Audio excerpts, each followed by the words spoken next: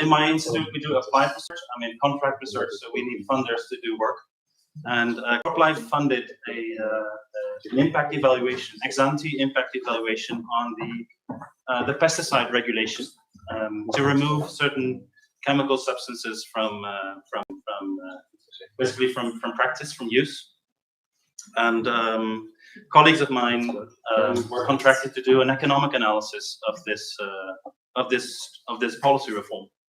And as you can conceive at the beginning, if you take out certain chemical substances from use, the alternatives, I mean, they are the ones that are in use, so the alternatives will be more expensive, which is a cost-raising instrument for the effect for the food system and for the producers.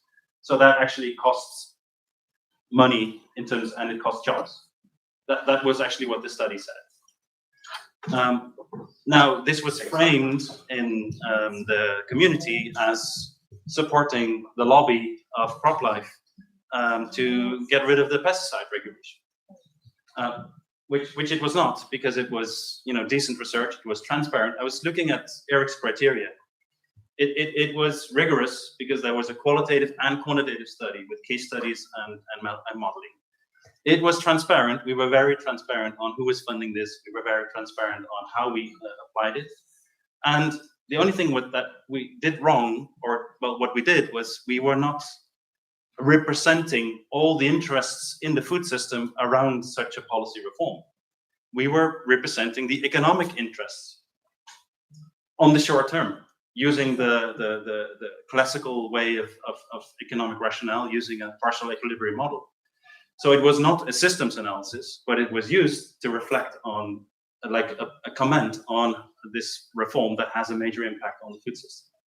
And that's actually, I wasn't so happy with the example from Eric, I have to say. But it does make the point that there's a chance here for food systems thinking to present a more encompassing analysis, and to do more justice to the different interests that are at play in such a reform. And I think that is something that we should do better. Thank you. You can start. Yeah. Right. I don't know. Kelly, how much time do I have? Will take you 15 minutes nonetheless. Yeah, that'll be good. 15? Yeah. Yeah. Okay. So you basically have to start over. Can you give a heads up around 13 or something? Okay. We'll do that in the back. Yeah. So in 1922, Thomas Kuhn, I forgot, wrote a book that is in the science philosophy literature, and he made the argument that from there on, social factors will influence the acceptance of scientific knowledge. That is why we are here, because science is not determined in laboratories.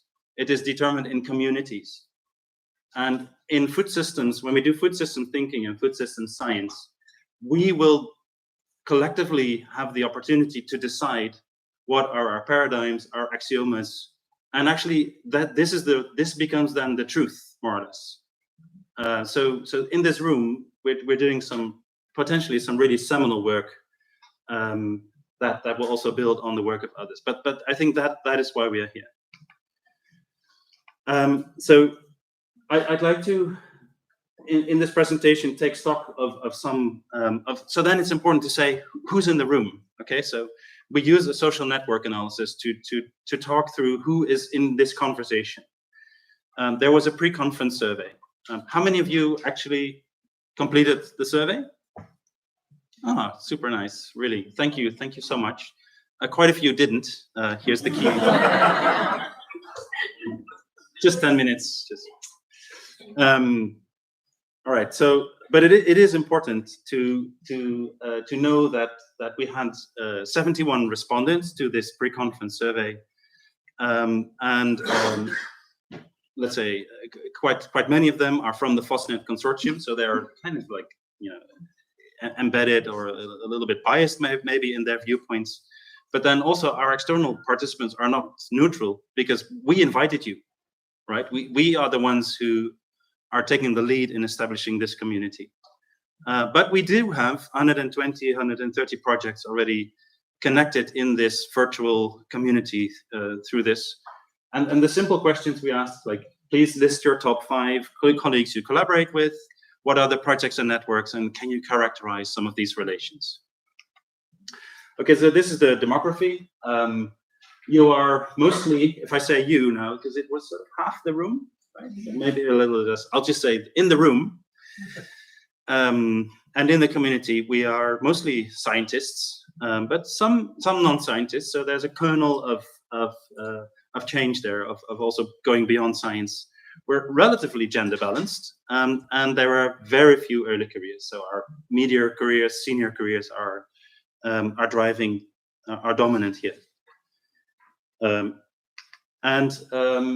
This is interesting in terms of our disciplinary backgrounds. We are predominantly social sciences, and also have food sciences as a big cohort in the community, environmental sciences, but much less than social.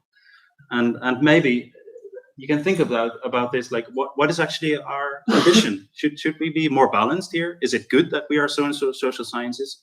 Are social sciences the platform that allow other sciences to come in with their perspectives? Can debate this. And in terms of work, of course, mostly research, but and then much lesser focus on policy, education, and communication, even though we said that the food system science thinking, or the food systems thinking, doesn't end with research. It needs to go somewhere, and it comes from somewhere. Our food systems approach, we made a very simple a logic here, a heuristic to say, if you work on drivers, activities, so drivers, actors, or activities and outcomes of the food system, then you can think that the food systems approach is the combination of all 3. But of course, it's particularly what's happening in the center point under number 3. So that was a little bit difficult to grasp, but at least we got that most of or 2/3 of respondents address all 3 aspects in their work and are therefore at the level 3. And this is also where I love this idea of the onion on the right-hand side. Our logo is the onion. Okay, so this is a bit of a layered thing, isn't it? It's like, so there's a kernel, there's a core of food systems thinkers in science who try to really grasp everything, to make the connections with sort of the whole food system, or integrative thinking, and then they could interact with others who are a little bit further away from that core, doing really good work in partial analysis and having really good use, perhaps, from conversations on this food systems core. We're expanding. We are in the N is 71, but through the network analysis, we are with 238 virtual people in this community and 133 organizations. And this is the way that these network maps look like, right? So you cluster them. There's an algorithm to create visuals on how the different clusters are organized, and that can be either thematically, or because you're in the same institution or in the same project or whatever. And what it does tell us is that there's kind of like a big core, and there are satellites. And these satellites work relatively well as independent communities, but not all satellites are quite well connected to the core. And that sort of determines then your ability to engage with the rest of the community. So, but of course, we don't want everyone to clot in the center, right? So there's a balance, and the network might have a role in striking this balance. There's also, so this is the social network analysis, and that's how far we are with that data presentation. But we also have other ways of collecting data on the current directions and practices in food system science. So this is all work in progress. There's work on reviewing papers, research calls, surveys, research and innovation agendas, such as the one Sylvia just mentioned. Also intervention theories in co-creation exercises. And those hypotheses could be developed also for testing. So to go beyond this room, right? To use more rigorous methods, perhaps using informatics, to not be biased too much by what conversation we are having here, but also to have a little bit more objective and rigorous understanding of what's happening in food system science. And that could use also curriculum outlines for MSCs on food systems, or even learning materials from videos on YouTube. Apparently that's massive. There's a mushrooming of video material, of learning material on YouTube that you can scrape for what is actually being said about what food systems are in these videos. Then there are case studies going to take place in FoSSNet in another work package led by the VU and co-led by Stine on exclusion in food system science. So we're also trying to build a more sort of qualitative understanding of what's happening in food system science on something like epistemic justice, or how inequality and sustainability in transformations are reproduced through the science field. So not only in practice and in reality, but also in the science field. And there are some case study work there, but also observations are being made at participants at conferences like today. There's a consent form. Did you sign it? There's a consent form because things you are saying are going to be recorded and analyzed here. Yeah, just saying. And then it doesn't end there, because we want to go deeper into co-producing research for sustainable food systems transformation. This is the work package led by University of Barcelona, where we have territorial labs coming together to define research agendas. And these territorial labs themselves need definition and also need to be fueled with methods and approaches and ideally also with systems thinking. We pre-selected a few interesting examples, but we also would like to understand, of course, if these are models for more of these actions in territorial labs, and if those practices could be replicated and scaled. Another lab, which sort of goes transversal to these territorial labs, is a lab on the systems challenges on the true cost of food, that will ask questions on whether methods of food system science could effectively foster interdisciplinary contributions to strategic research on the true cost of food. Currently, it is largely the domain of economists. But what would food system science or food systems thinkers say if they work with food, with the true cost of food and true pricing? And all this will sort of, so you see, we're sort of expanding from a core where we are with a network of people, and then a network of projects and networks and papers, and then into actually more dynamic perspectives on how is this evolving, and all that will go into our stock taking. So that's the end of it. Two key messages then. There is a social network of European food system science, and it already, according to our definitions, according to our entry points, it already covers a sizable number of organizations, and it has these communities that themselves are already well defined and can be balanced into a more dynamic or more effective network. And we will be talking about it through the rest of the conference. And then the second is that this stock taking is not a one-off thing. It doesn't happen just with papers and with surveys, but is also a more dynamic approach that we apply in the project as we go forward. Thank you very much.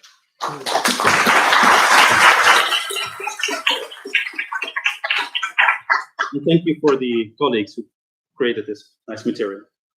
Mainly Trang and some others in the room. Thank you, Tom, and thank you also for doing the intermezzo. That was really great. Does anyone have a question to Tom about this sort of overview of what we're doing in the FoSSNet project? And the way in the back, Monica. Yeah, just a quick question based on our discussions from yesterday. As we have in the definition for science, have now also very squarely included the question of interactions and feedbacks. But in our diagram, if we only have 3 different bubbles, and I remember we kind of talked about that, if we need to include, so to say, a bubble on other people that work on the interactions specifically and the feedbacks and that, or is this always part of the core And do we need to kind of rethink the analysis therefore? All right, so the question is if the diagrams, for example, the Venn diagram that we showed with driver activities and outcomes, if that should include more granularity on the interconnections, and particularly in feedbacks and what's happening in the center box, but also connections between. And yes, I think so. I think that's one of the missions that we have, is to create better visualization of what we are actually doing, in order for people also to find their place in the landscape. And I think it's really important that we don't, in my opinion, not everybody should become a fully fledged food systems thinker, but you should be able to find your place in the landscape. And also that tells you who else to connect to for sort of working on your blind spots. Yeah, thank you. In the back over there. Thank you. Yeah, I have a very general question, and it's about the slippage between food systems science and food systems thinking. And even who answered your survey, I was one of them. I wouldn't define myself as a food systems scientist, but I definitely practice food systems thinking. So you might be capturing different kinds of things in the survey, depending on how we frame the question. What's the question actually? What is the distinction in the project as a whole, but in your presentation too, between food systems science and food systems thinking? Okay, so the question is, what is the difference between food systems science and food systems thinking? I'm not sure if it matters what I think of this, but I think we are scientists. We are researchers. Let's say we are in the science arena. So let's call ourselves scientists, and then I think we try to apply food systems thinking in science, and with that we try, in my opinion, to foster food systems thinking outside science. But we are a science animal, so this is but it doesn't confine us actually to be a food systems thinker. So I think there's just also a little bit of politics here. Right, there was another question there. Yeah, final question. Yeah, Or maybe not. How are you defining the boundaries of the social networks? Because when doing social network analysis, it's very important to define the boundaries of the network, so you don't miss actors, relevant actors. And if that is based on the definition of food system science, are you gonna update the network, or how are you gonna deal with missing actors now that the definition has been? Yeah, Kelly. It's a very good question. So you all worked on a definition of food system science yesterday. That preliminary definition, that's the one that we used in the survey, but we'll be given an update. And so we're doing this is sort of T1 stock take, current state food system science, social network analysis. Towards the end of the project, you all receive another link. And hopefully many more people will receive another link to a next survey to update this. So we can learn like how has a network expanded. And we also know there's some biases in the survey, as with any survey, because of the boundaries that we've set. So yes, we're definitely progressing this as we go. Yeah. Any other questions to Tom though? I saw a couple of hands. Sylvia first, and then Joa, I think is your name. Joe. Oh, Sylvia. Sylvia first. Yeah. So I wanted to go back to the territorial laboratories because we've been working at international level on this concept and specifically as a tool for innovative tool for capacity building. I was thinking, what is the goal of this territorial laboratories and how did you goal composition and how did you select? Maybe the question is not to you, but to the question is not to me, but I think maybe you can hold your question for the afternoon. Okay. Yeah. Okay. Thank you. Joe. Yeah, and very quickly on the building of the social network, are you already doing, or maybe you're considering to do, like a bibliometric analysis? Yes, that's part of the informatics approach. Yeah, literature reviews, systematic literature reviews. So the more traditional methods, of course, also still very relevant. Right. Final question all the way in the back, and then we're gonna.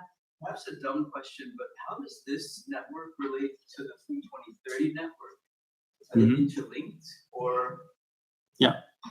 The question was how the European Food System Science Network, as we're trying to establish it, interlinks with the Food 2030 networks that is powered by the Clever Food project. In my opinion, we are finding our boundaries and finding our complementarities. I think this is a network of scientists, and for me, and of relations between scientists, independent from projects. Whereas the Clever Food, the Food 2030 project network has different networks, but there is a network of projects. So then first you need to get funded, and sort of that's your gateway into that network. Or you have a living lab, because there's also a network of connected living labs, and then that's your gateway into it. But still, I think that both those entities can benefit from a science arena, a science community that finds their way in having interpersonal connections. And again, we will talk about it in this conference about how this particular network should be positioned and can also have an added value next to these other networks. I think that, I mean, the example, there are examples of academic networks that actually don't need much resources. You need platforms, you need connections, and then basically you find ways to do research together. Whereas the Food 2030 networks are there also to organize the science community, the projects community. So it has different purposes, I think. But it's actually up to you to say that. That's a really nice segue into the next section. Yeah. So thank you, Tom. Yeah. Before, exactly, round of applause. Before, I'm not going to keep you from coffee that much longer.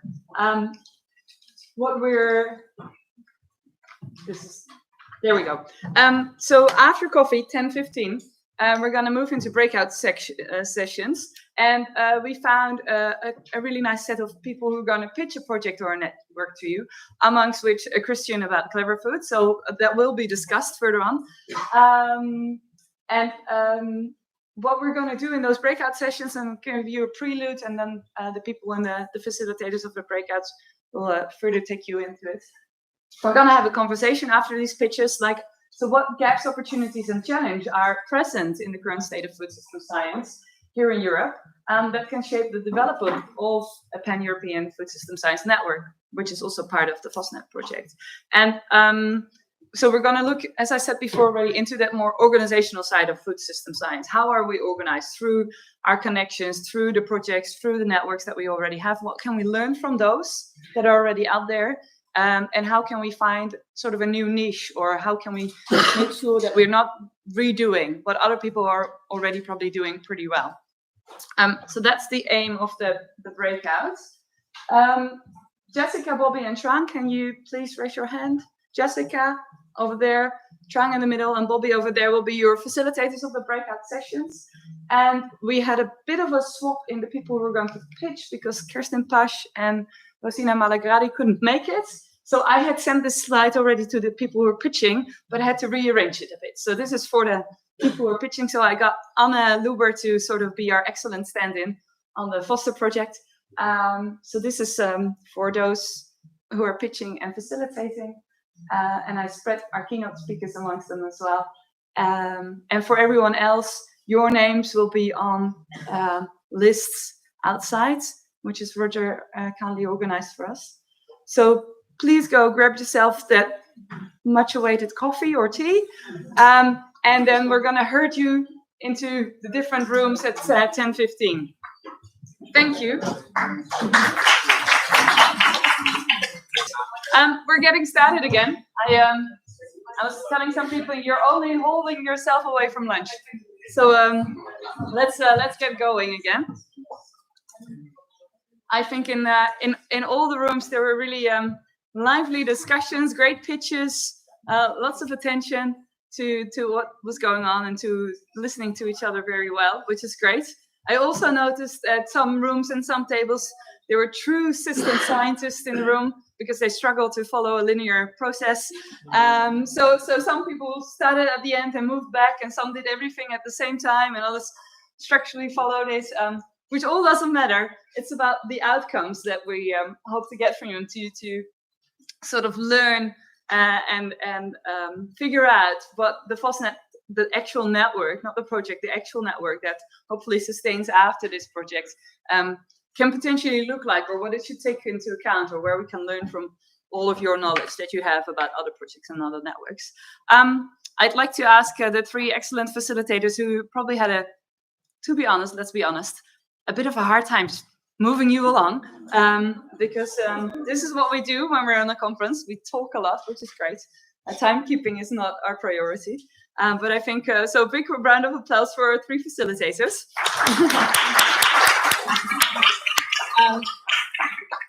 Because that's never an easy thing to do. And they just quickly captured some of the key points from each discussion, which we'll relay to you now. And then we'll have time for a couple of questions or clarifications or points. And then we move to lunch, I think. Oh, and then we do a picture. I forgot about the picture. Apparently we're doing a picture, and then we move to lunch. So then you know what we're going to do in the coming 15 minutes. Bobby, can you start? Do you have anything online that we need to know? Apparently they're supposed to be shared slides. But Yes, to your mail. It's in my email. Yes. It's not very handy. No. Can you email it to Sophia? Would that be the easiest way to do it? Sorry. Otherwise, I have to pull up my email. And it's not gonna work. So, But you can probably already start while we pull it up on the screen. okay, I'll just try and start, and Go from if there. the slides appear somehow, Yeah. then yeah, we'll go. Yes, so hello everyone. I'm not sure how to name my breakout group, but I will just start talking and we'll go from there. But the first thing which I thought was very nice is that there was no infighting, so there was a lot of broad consensus between all the different tables and within the table. So that means we're all somewhat aligning on our vision, so that's good to see. I think I'll just go through square by square. So I did take some of my own notes on this, so I will read from this, and if the slides appear in front of me, then I'll focus on those. But some of the objectives, so the first square, the most important thing was what we're doing here is we're setting a standard. So by having all of these smart food system thinkers together, we're aligning our vision and setting a standard that we can then take from this conference and bring out to the wider community, which in a sense is also community building. That was brought up as a point. This is really the start of building the network. And just to quickly go to the next point, so what were some concerns or opportunities that were found? Some people mentioned is the food system science thinking enough? Do we need to do more, involve other types of thinking? Are we really trying to tunnel down right now to the primary objective, trying to set one core goal, or are we, losing track of things with definitions and what's this and what's food system science? We need to see. Maybe we'll figure it out by the end of the conference. Some other issues were boundaries. So boundary setting, the longevity. So how do we ensure that the network survives past the FoSSNet project, and our connections, how do they remain strong?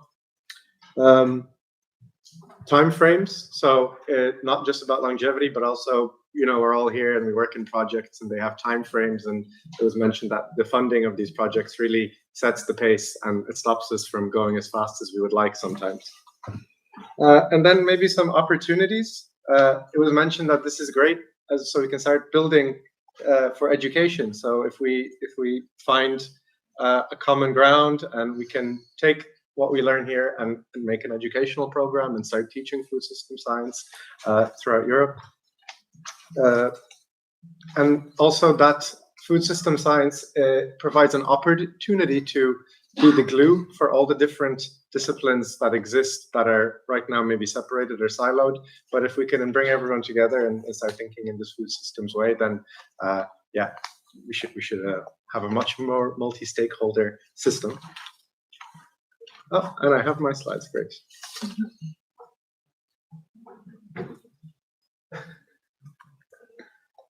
Yeah. Okay. Is that good? Yes. Yay. Okay, thank you. Okay, I'll just continue on. For the interpretive section, we were talking about a gap that we're kind of all scientists here and researchers, so there's a lack of involvement of people outside of our bubble. So industry, for example, as we've already established yesterday, there's lack of a common language. So one person says one thing and that doesn't mean the same for someone else. So how do we move together because of that? And of course, kind of also reflecting on the concerns is, do we have the resources necessary to carry on such a network? Because it's a big task, because it's pan-European. And finally, okay, what do we do now? We've talked about it. What can we actually do? So there was talks about the importance of democratizing of the knowledge that we produce and share within the network. So a few groups mentioned, a few tables mentioned about having an open access journal where we can all publish together and kind of build the science community. That we should establish a network agenda and common principles, and I think we've started that with this conference.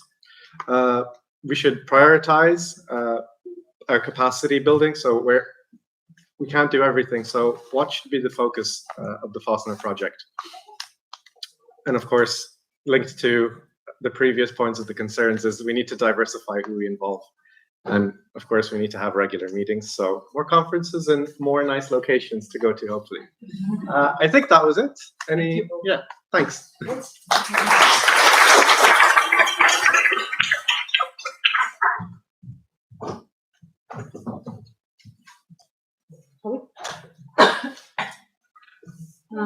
No, where are my slides? Mine are the very last. I think you just need to go. Okay, back. Sorry. Yes, there it is. Yeah. So these are the, well, we tried obviously to gather the main key points. There was much more larger discussions, and as Bobby said, there was a really great interaction. There was a live discussions, and sometimes we're like trying to jump to one stage to the other. Some groups navigated specifically, some others allineated and go along. So that was really interesting.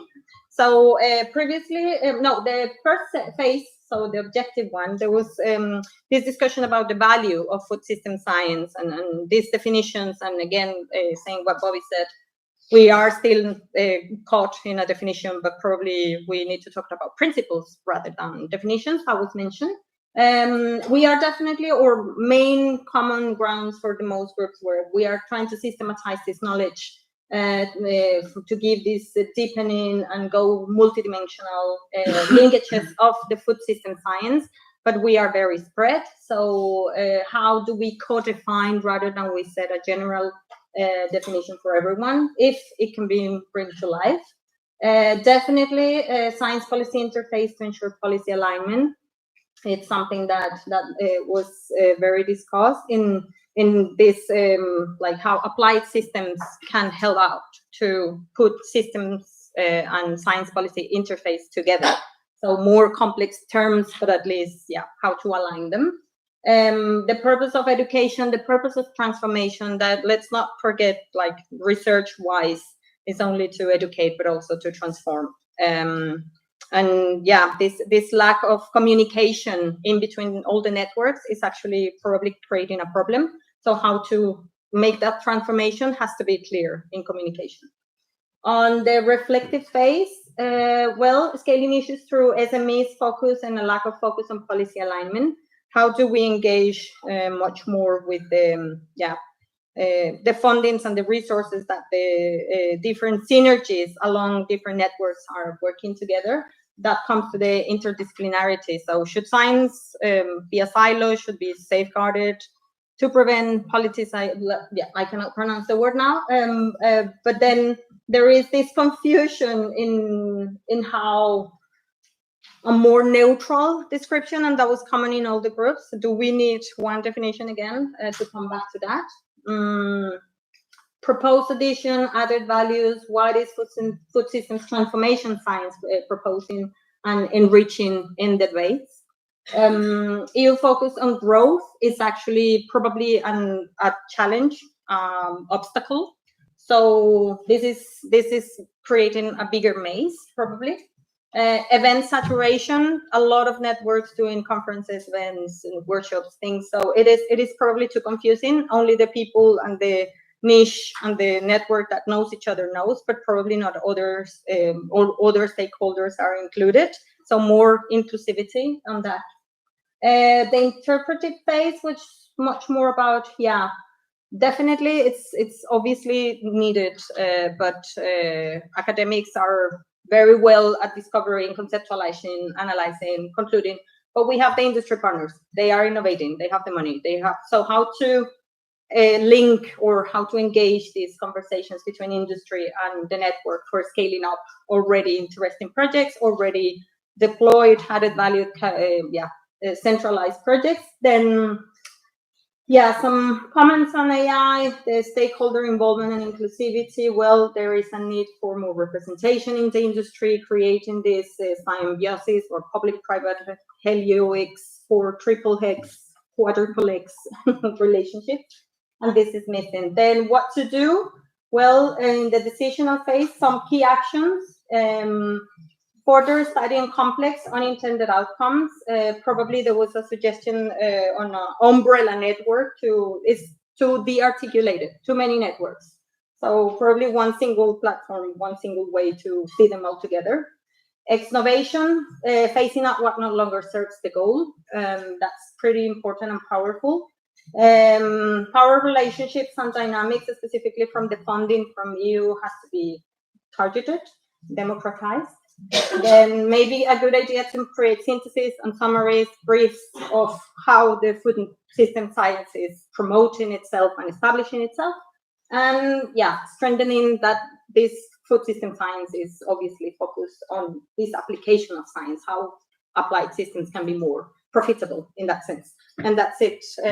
There were many more comments, but this is how we grab it. Thank you. Thank you, Jessica.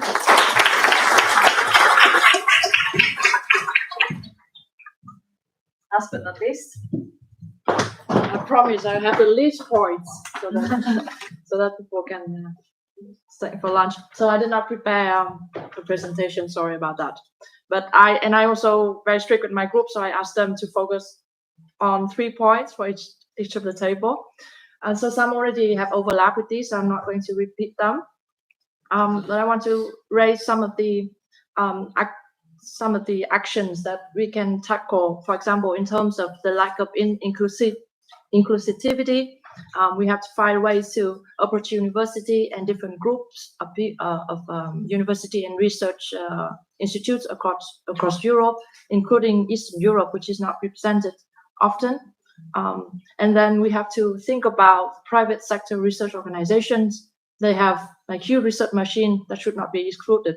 And one way is and we should find ways to mobilize them into our knowledge activity. And when it's come to knowledge, a network should have what we propose as a knowledge infrastructure that allows us to share data, to share lessons across different initiatives. And in terms of trying to engage different perspectives and strategies of different stakeholders, including multinationals, including local authorities in different countries that we work with. So we talk about the idea of co-opetition. So we try to focus on identifying synergies and unhelpful competition, so that we can reconcile all the different benefits and different conflicts that are inherent across our stakeholders.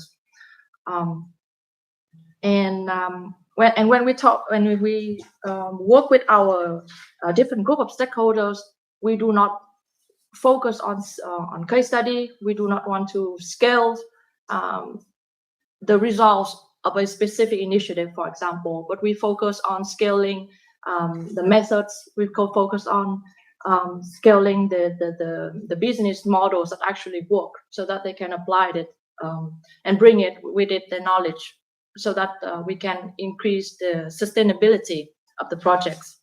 Because all of these projects, networks, they are limited by funding and only by working closely with our partners in order to bring the network forward. beyond the duration of a project or network. And when we talk about integrating our stakeholders from the beginning, then we need to think about how to bring people on board with seed funding from the beginning, because bringing people, the timing of bringing people in is critical to the longevity of the network. And to glue people together, the network should have a clear objective, a shared mission that glues people's hearts together. And from that, we should be clear about what tensions are there, even before our establishment of the network, so that we can make this co-repetition work. I think that's it. Thank you, Fran.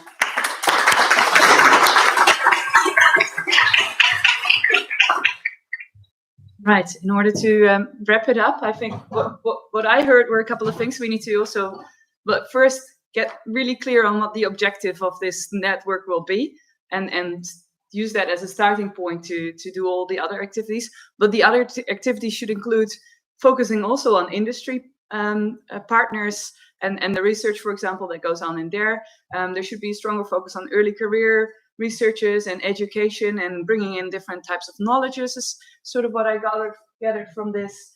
And also that we know that there's already a myriad of networks and projects out there. So should we become the network of networks? Should we sort of streamline that in some way or other? That was sort of, I think, the main things, at least that I got from this.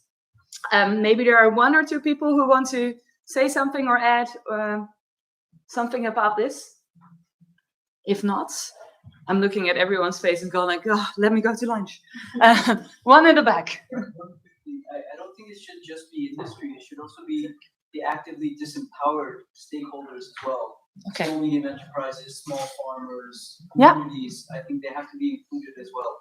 So they may not do science in the traditional sort of academic sense of the term, but they are generating knowledge. Fair enough. I think it shouldn't just be industry there in bold. It has to be the other stakeholders. Yeah. Good. Good addition, Mario. Yes, and on the other way around, so we were discussing our table when it's matter to mainstream activity, whether we start from also local and territories in order to understand outside our bubble how to operate, how to bring system thinking in that specific space. And then, of course, I mean, we are in European consortium, we need to reach European. Fair point. Also on the European, I heard a couple of comments in other tables that I joined. Maybe we should not lose touch with the global level either. That's another. I'm going to. I want to say it right this time. Joa. No. What is it? What's your name, please? Juan. Okay.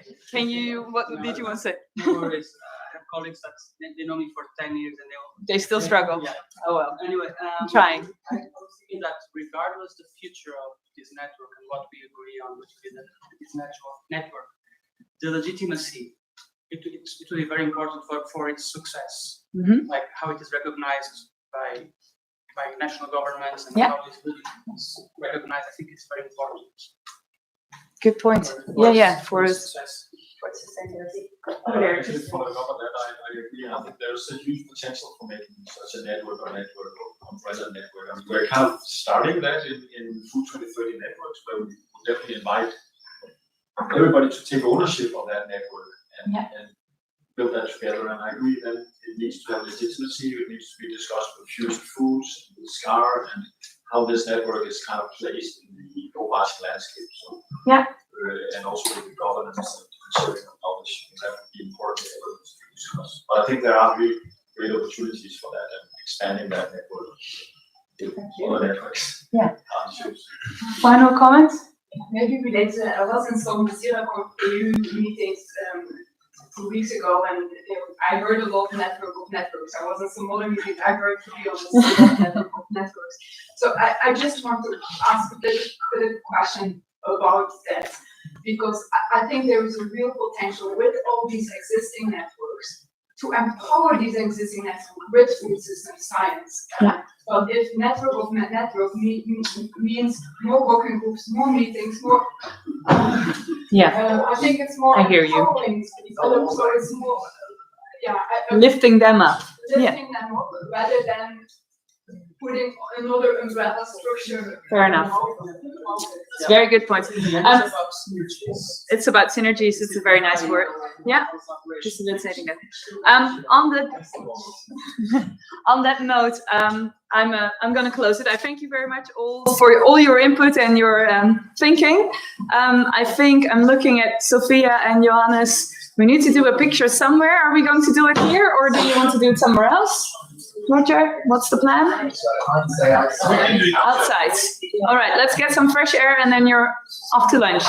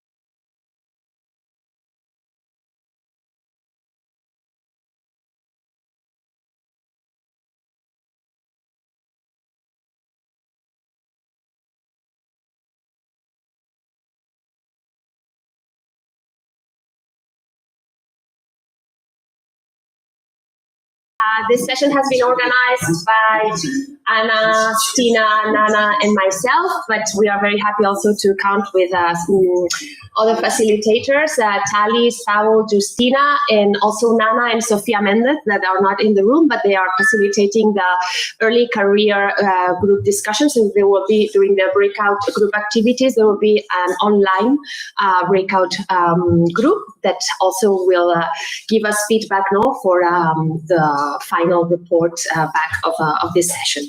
So the main goals of the session are to discuss now about the role of food system science in food system transformation. I know that yesterday, but also this morning, there has been plenty of discussions around this issue already, and also to discuss recommendations to develop this food system science network that enables food system transformation. So we expect as outcomes of this third session to identify some of the challenges for food system science when enabling and when supporting food system transformation. Also exploring and sharing, because I'm sure that we have plenty of examples, also successful examples, when enabling food system transformation, and also identify enables and propose recommendations for this food system science network. So we have divided the session in two parts. The first part is going to focus mainly on the role of food system science and food system transformation. So we are going to start the session with a keynote by Corina Hobbs, embracing complexity, systems thinking, systems knowing, and systems doing. Then we will move to breakout rooms, and we will start breakout group activities where we want, like in this first part, to share and to discuss about the challenges, the main challenges for food system science to become useful for stakeholders, and also to share these successful collaborations that maybe we know and that we have been involved, that these successful collaborations that have led to system change. There will be 3 facilitators, and so we are going to use the 3 rooms, and the groups are going to be the same as this morning. So you can sit in the same table.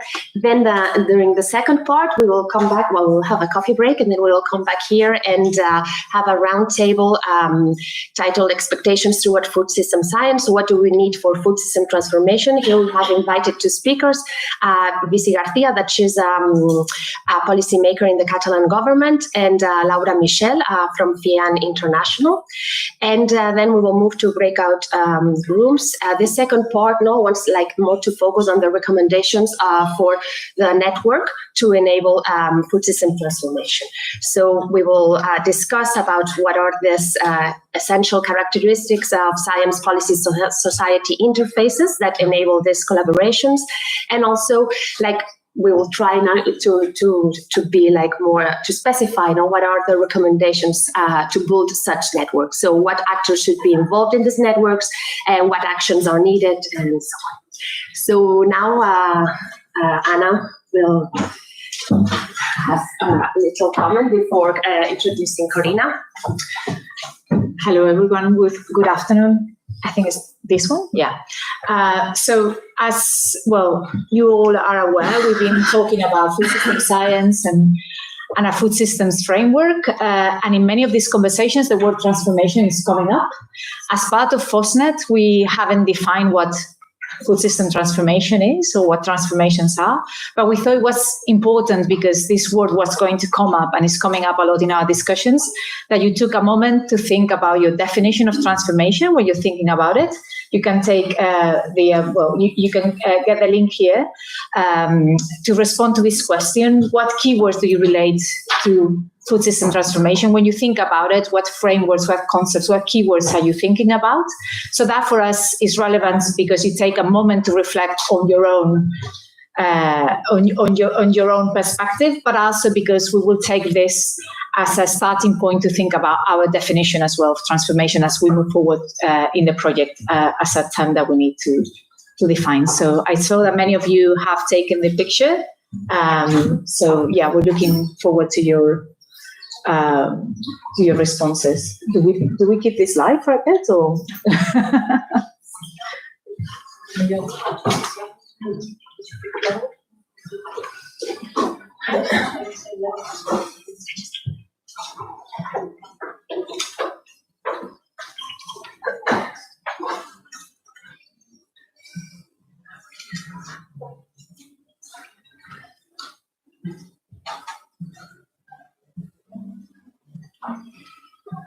Well, I think this is kind of like a very nice process of how we see some of the words kind of like coming up as stronger.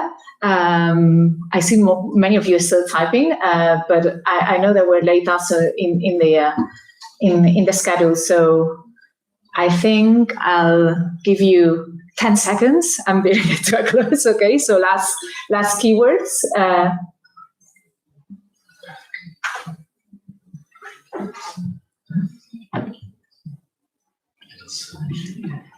And we close it here, okay? The link will be still live, and we will kind of like see the results and take this forward in our discussions. But we thought it was an important point of departure to hold this session.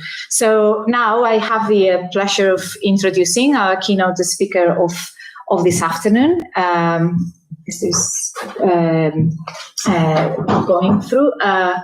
This is another Mentimeter, which is a link for you to have questions for Corina Hawks, which is our keynote speaker. So if you want to collect your questions during the her keynote, you can send your questions here as well. So you can take this picture. We also have an open kind of like session for questions, but it was also for the people online that they were able to participate.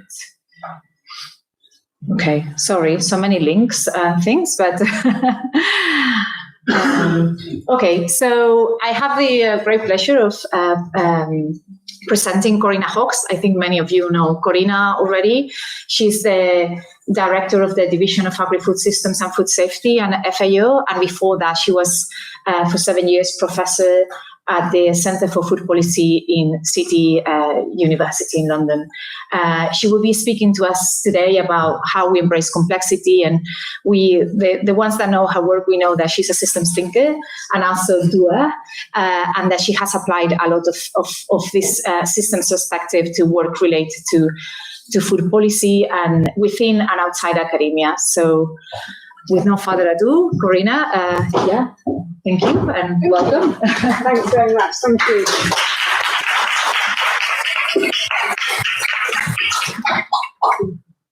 Thanks very much, Anna, and it's great to be here. Thanks for inviting me to share some work that we've been doing at FAO on this topic. So I've been at FAO now for 2 years. And when I arrived, it came in the wake of work that I've been doing when I was at the Centre for Food Policy at City University of London on systems approaches and really trying to think through what a systems approach meant for food policy and so on. And I wanted to go and work at someone like FAO because I wanted to see what it was like to try and operationalise some of this thinking in practice. So I arrived, I've been there 2 years.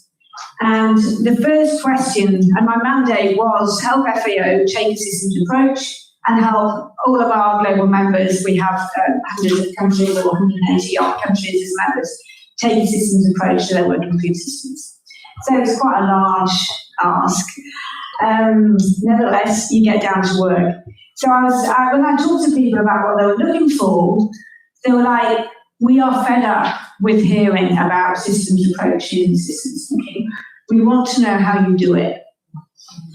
And we know we have to work in systems. Stop telling us, we know that. How do we do it? Of course, there's some people who wouldn't say that, but there's a large bulk of people who that's where they were coming from. So how do you operationalize it? That was the big question. And so the work that we've been doing has been about how you translate all of the science that you've been talking about actually into practice. And so for me, coming in from academia, I've also been in civil society and had a whole host of other roles, so it's not like I've only ever been an academic, but still my previous 7 years have been in academia. Coming in and going into rooms of FAO colleagues and external country partners and governments, and using language that in my previous role would have gone down pretty well, and kind of seeing it just fall dead on the ground, like these kind of blank stares, and like, oh my God, she's going on about, this blah stuff. In the meantime, I've got to double my root productivity. It was really humbling and good. I mean, I was way out of my comfort zone, which I think is a pretty healthy place to be. And so it's also been a lot of lesson learning for me. And I'm not saying that I got it right at all. We have it right. But it is a journey. And we are beginning to get somewhere with this point about how you actually do this systems work. So that's what I'm going to be presenting some of today, focusing particularly on the knowledge component for obvious reason.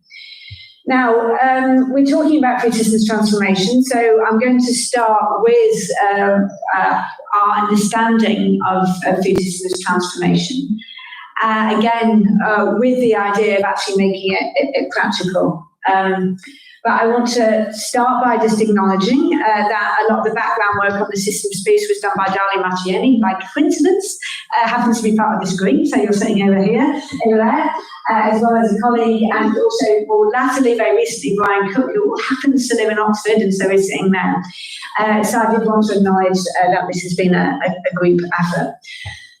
But let's start with the mandate of the FAO, which is food security and nutrition for all. So I think we really mustn't forget this, that the core purpose of a food system It's food security for all, for today and tomorrow. And when I use the term food security, I'm talking about the proper definition, the people-centered definition, where people have access to enough food for a healthy life. That means their dietary preferences. This is from the FIES data, the Food and Security Experience Scale data, which reflects that definition. And it shows we've still got a serious problem. The food system is not delivering what it needs to. Now, food security, of course, is not just a function of the food system, it's a function of interrelated systems. But nevertheless, the food system isn't delivering what it needs to food security. So I always like to keep in mind, and this is really important, again, when I'm talking with the constituents that I talk with now, is what's this for? What's the purpose? We're not just talking about systems because everything's interconnected with everything else. We're talking about it because we think it can actually achieve progress against this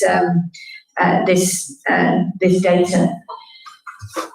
So the way that we're thinking about transformation is that it is something which helps achieve the ultimate purpose, the core purpose of food systems, food security and nutrition, as represented by SDG 2 as part of the Sustainable Development Goals.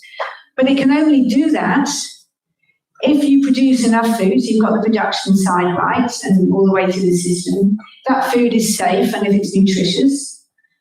If the environment is protected, that's about the future generations, and if it's inclusive and equitable in promoting economic development. And if you don't hit all of those targets, you don't achieve food security and nutrition. And the way that the food system has been set up is not to achieve those multiple outcomes. It's been set up to produce enough food and make money for people who have most power in the system, essentially. So if we're looking to move to a system that can produce those multiple outcomes in the ultimate pursuit of food security, it needs to work differently.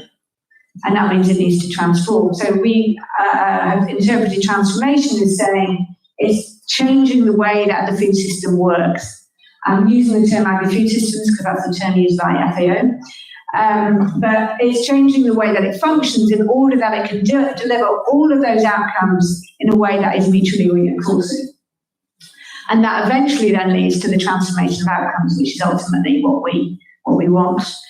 So transformation is changing the way that something functions, changing the way that something works in order to produce a different set of outcomes.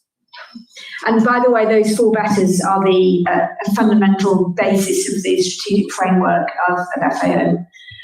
The 4 betters, leaving no one behind, is the Director General's mantra, and we all follow that in the work that we're doing. And that involves changing relationships. Now, I'm using the word relationships. It could be interdependencies, it could be interconnections, it could be interlinkages, whatever term that you want to use.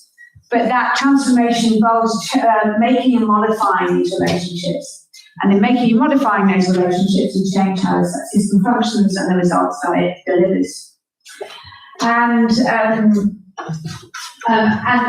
But when it gets down to the practical level, like you say that to someone who's doing a very practical task, they just think, this is just that. But then when you say, okay, it means that whatever you're doing in the food system, it means taking account of those, again, I'll use this language at the bottom here, but taking account of these interconnections when you are taking an action. So when you are taking an action for food safety, are you thinking about how it affects gender inequality?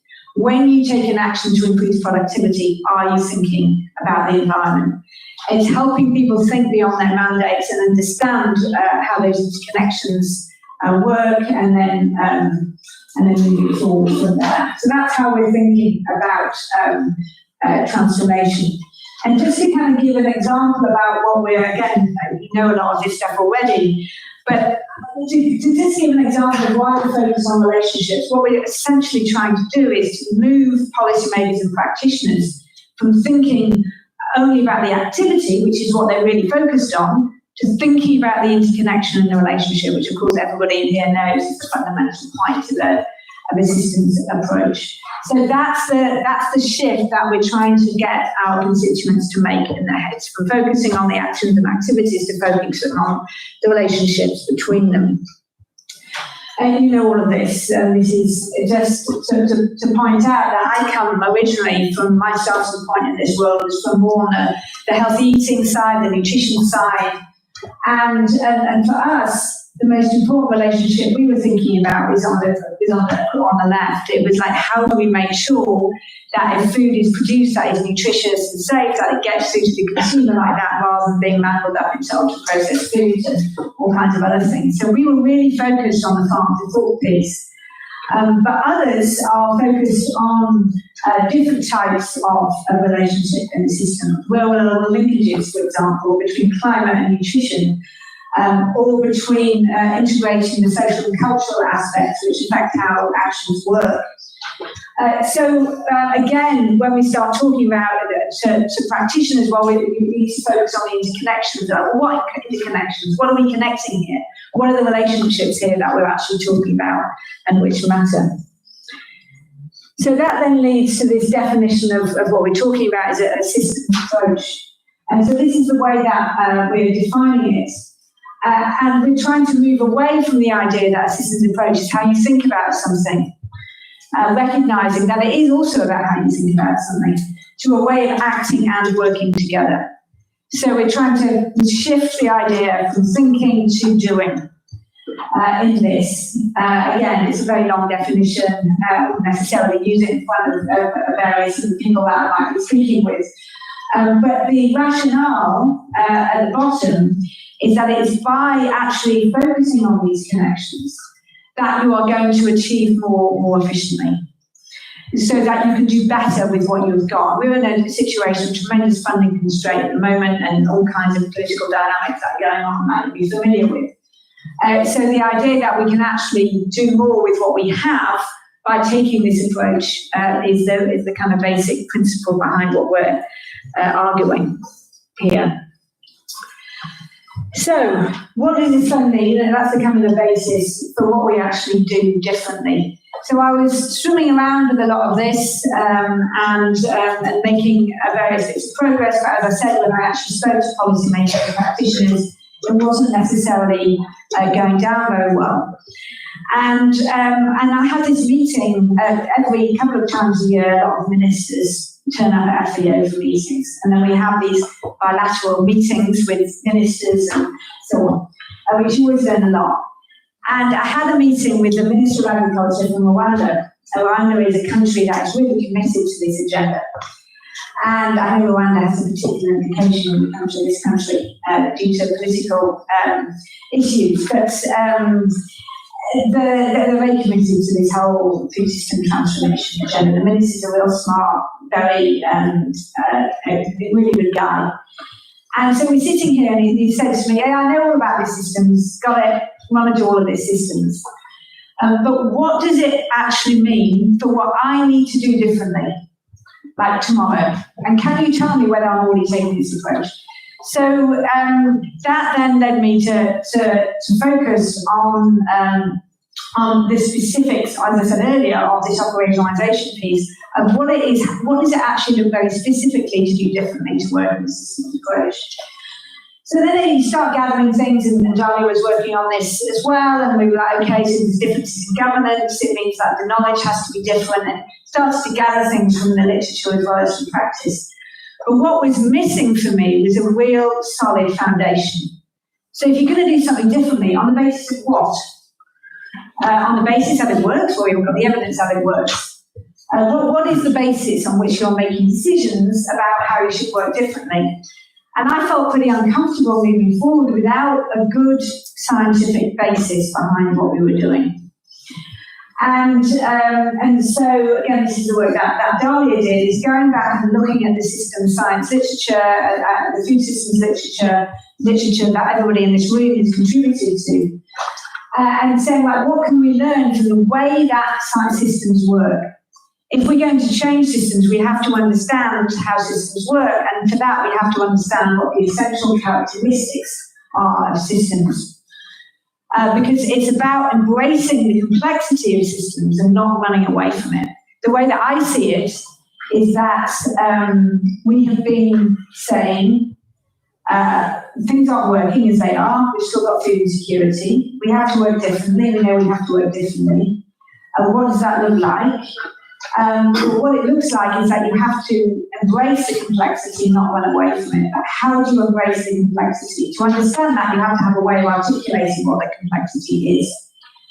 So this is the schema of the different characteristics of systems. None of this will be new to you. You know all of this.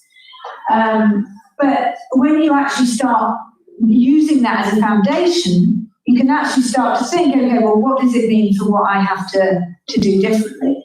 And that's what led to this framework here, which are these concrete differences in the way that we need to think, act, and work together in order to operationalise the systems approach. Again, it's very high level here. But let me just do some illustrations here. We know that food systems have multiple outcomes. That's a characteristic of systems. So that means that in the knowledge that you're producing, you have to consider that there are these multiple outcomes. We know that every system is made of multiple components which are interconnected. So that means that when you're acting, taking action, you have to think about these interlinkages in what you are doing. So that means that you implement interlinked actions. When we know that systems are dynamic and they're constantly changing in response to any action that's taken in them, that means that we have to have learning, because if you do something, the system may react in a way that you don't expect, so you have to experiment and continuously co-learn. And we know from, I'm going in the wrong direction, that every system is shaped by power relations. And therefore, when we're doing governance, we have to think about managing conflict across sectors. So this is how we're trying to translate system science into the actual, what you actually do differently, into these different areas.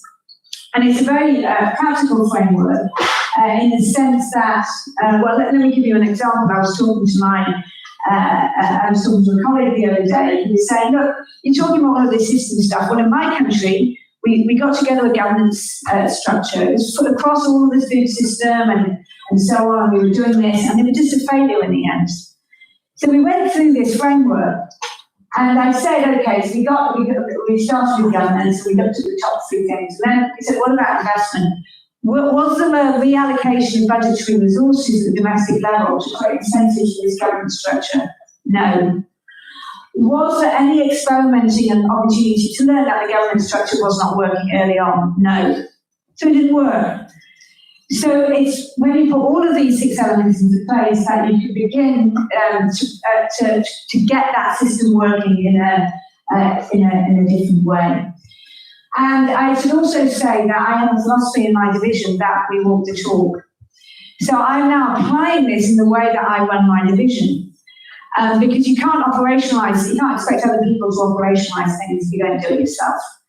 And it's really led to a change because all of our institutions, universities, governments, UN agencies, all structured that completely goes against this.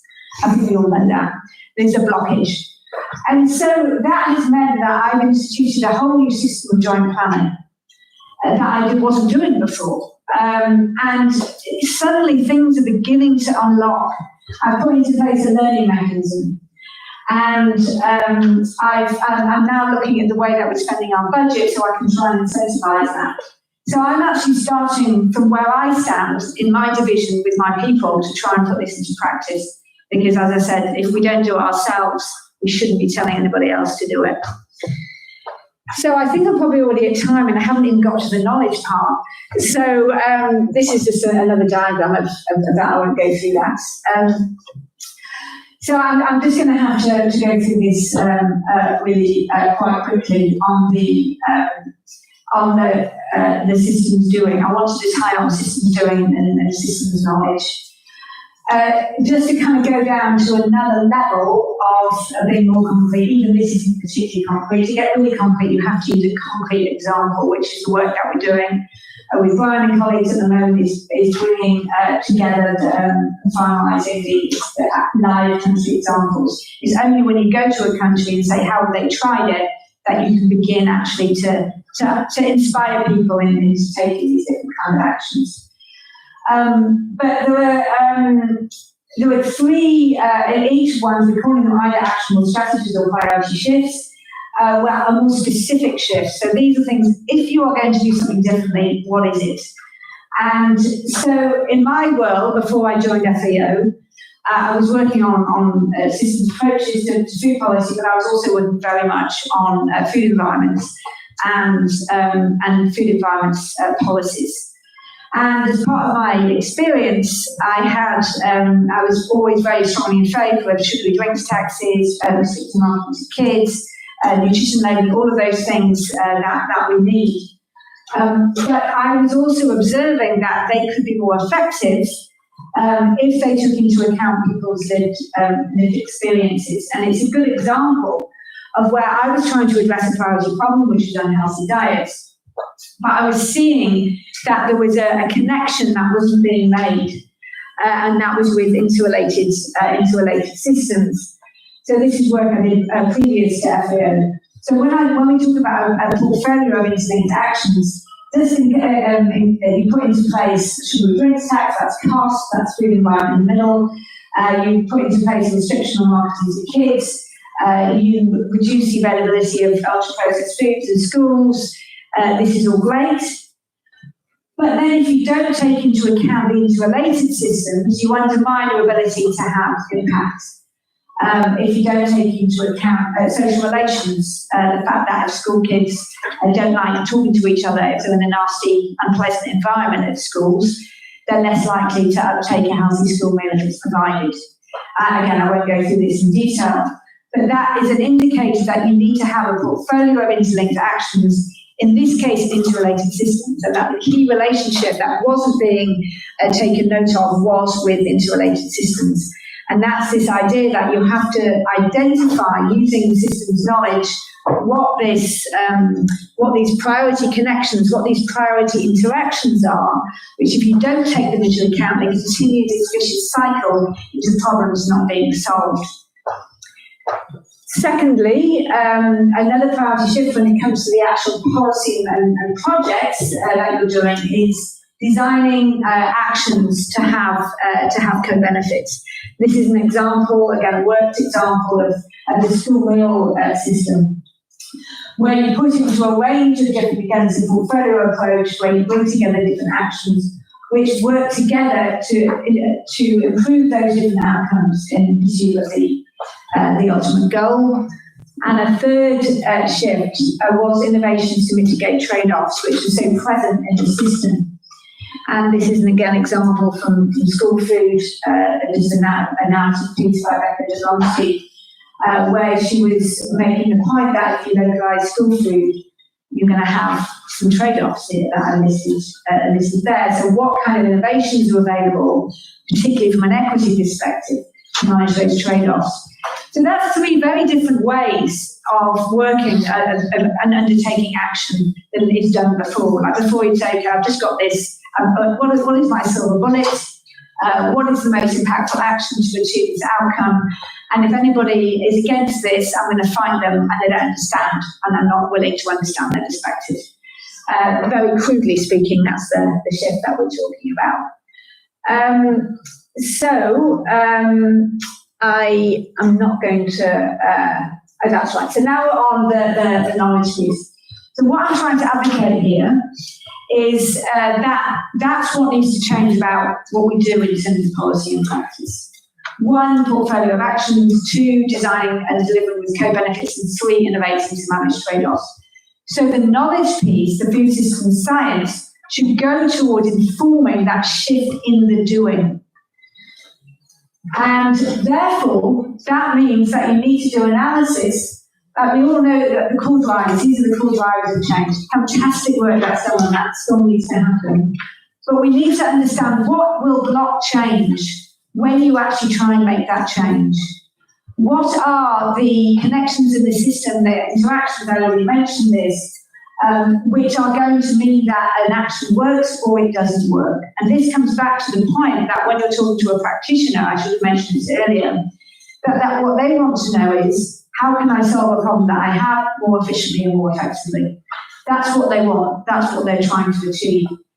And so that's really important. I already mentioned this in this case, in our work that I was doing before the city, we identified the link between food systems and interrelated systems as being very important from a dietary perspective. Secondly, participatory knowledge generation.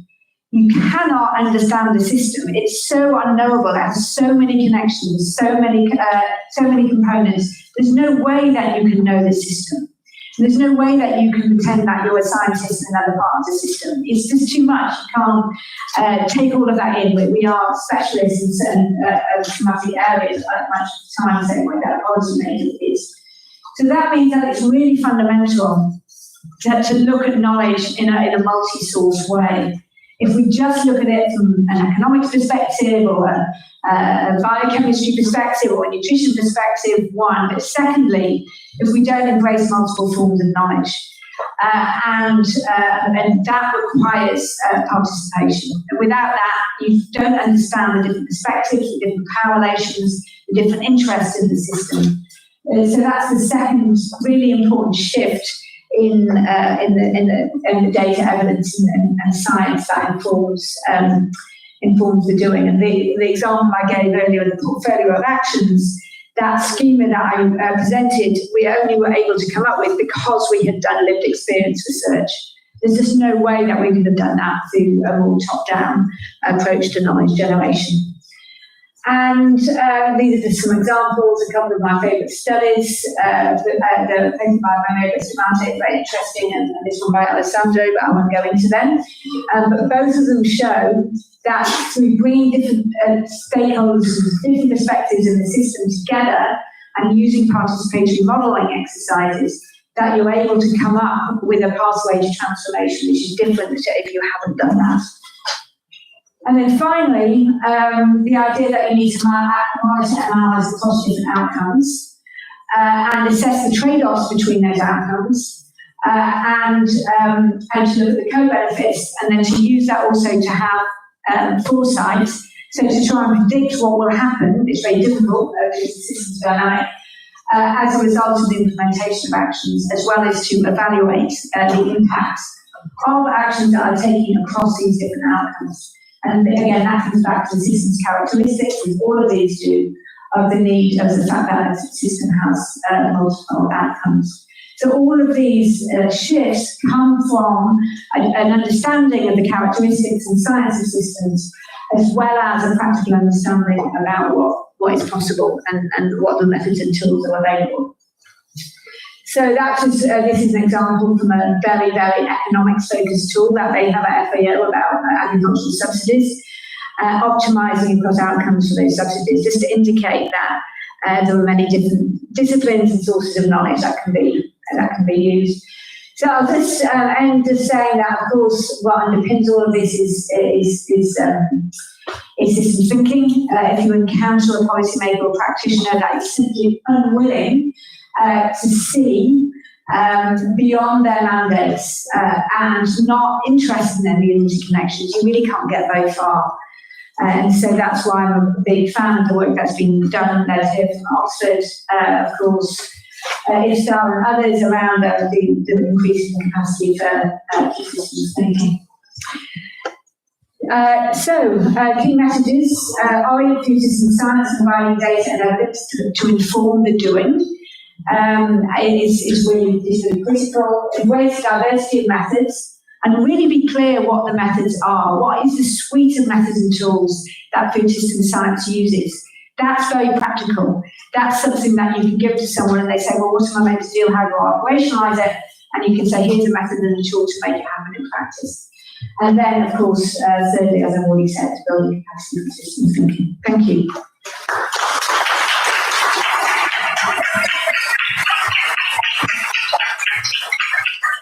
Thank Thanks, Corina, very much. Now we have 10 minutes to take questions. I think we had the Mentimeter somewhere. Matteo, no. Oh, we don't have any questions left. Okay, so then it's an open floor. If there's any questions, reflections, yeah, go ahead. Joao. Yeah. Many thanks for your invitation, Corinne. It's very inspiring for us. I was thinking that when you talk about informing the doing, this is in the context of the science for policy, right? How about the science for society? Would you see a similar framework if we want to take also leadership on informing society? You mean building public awareness and understanding of what the science knowledge, is? not only, also about. Yeah, I mean, I'm focused on. We are focused on the practice of change. So that's what leads to the focus on the doing. But yes, I mean the need for public understanding and awareness of these interconnections is important in the sense that can also then influence the policymakers and the practitioners in terms of what they're doing, and it's important in and of itself, I would say, particularly for young people and people who are coming up through the system. I think that people my age and above are, maybe that's many people in this room, but still in the world of practice, there is I think there's a lot of blocks there and unwillingness, often for political reasons, to think differently. So I think the more that can be done to inform society, the better.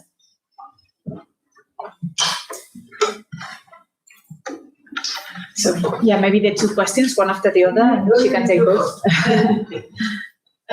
Thanks so much, Corina, for really inspiring and energizing presentation. You mentioned already a couple of examples, but from this work and kind of from where, in which areas do you see kind of the systems thinking to doing really kind of clicking? Do you have some examples from your interactions with the countries, or where you saw, here it really clicked and is making a change? Maybe Hakan, if you want to answer, and she can take both questions. Yeah, sure. Thank you very much. I was very inspired of your action, and I was thinking about, as you say, walk the walk. FAO in itself has, of course, done numerous, food systems interventions in the past already from its foundation.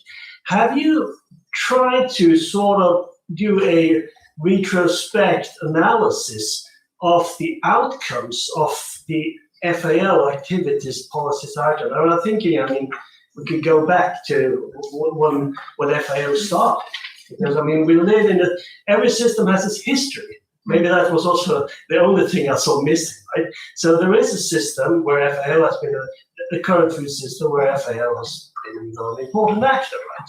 So I would say, is there any research about the outcome of the FAO policies and activities as such? And if not, could that maybe then add some knowledge about that we can learn about for future interventions? Thanks, I'll answer that one first. I don't think so, no. And one of the things that we did at the start of this exercise of putting this framework together was to look at historical examples, to say we know that, for example, agriculture has an impact on the environment. That's something that is very clear. But at one point it wasn't really understood, or at least people pushed it away and didn't want to understand it. It would be interesting to do that. If you think about the way that FAO was, the way that it was set up, there were so many things that it did badly and did wrong. Because the knowledge wasn't there, or because the political environment made it like that. But I haven't seen anything. As I said, it would be interesting. That said, we really want to be forward focused. We have a big emphasis on this, looking at history and trying to see how lessons from history can inform that, and we've still got a little bit of that. But it gets very negative quite quickly because people feel blamed. and people are sensitive, you know. So people feel blamed. So we're trying to take very much forward-looking. Kind of we know things aren't working. We know things we need to do. Can't do business as usual. So let's look forward. In terms of triggers, in terms of where people are seeing the connection, the biggest one is agriculture reduction and climate change, I would say. Because I don't know what it's like in the European setting so much. I mean, I know that there's all these pushbacks because of efforts made to reduce climate change, and the farmers have been pushing back on that, certain segments of the farming population, as I say. But when I've been, and when it's common in FAO to countries in the global south, and every Ministry of Agriculture has seen their farmers struggle with the impact of climate change. It's just everyday conversation, and you probably experienced this yourself. And I think that has triggered a kind of an understanding of a connection that when we farm, it is linked to these bigger processes. In a way that working in nutrition, that never happened. Because they were just like, people just do what they want, and they just demand everything, and I'm just producing it. So that to me, the climate change piece is what's the biggest trigger of change, I think. Okay, so we have 4 questions. So I'm going to ask you to be very brief in formulating your questions. We start here, then we go to the 2 of the back, and then, Dennis.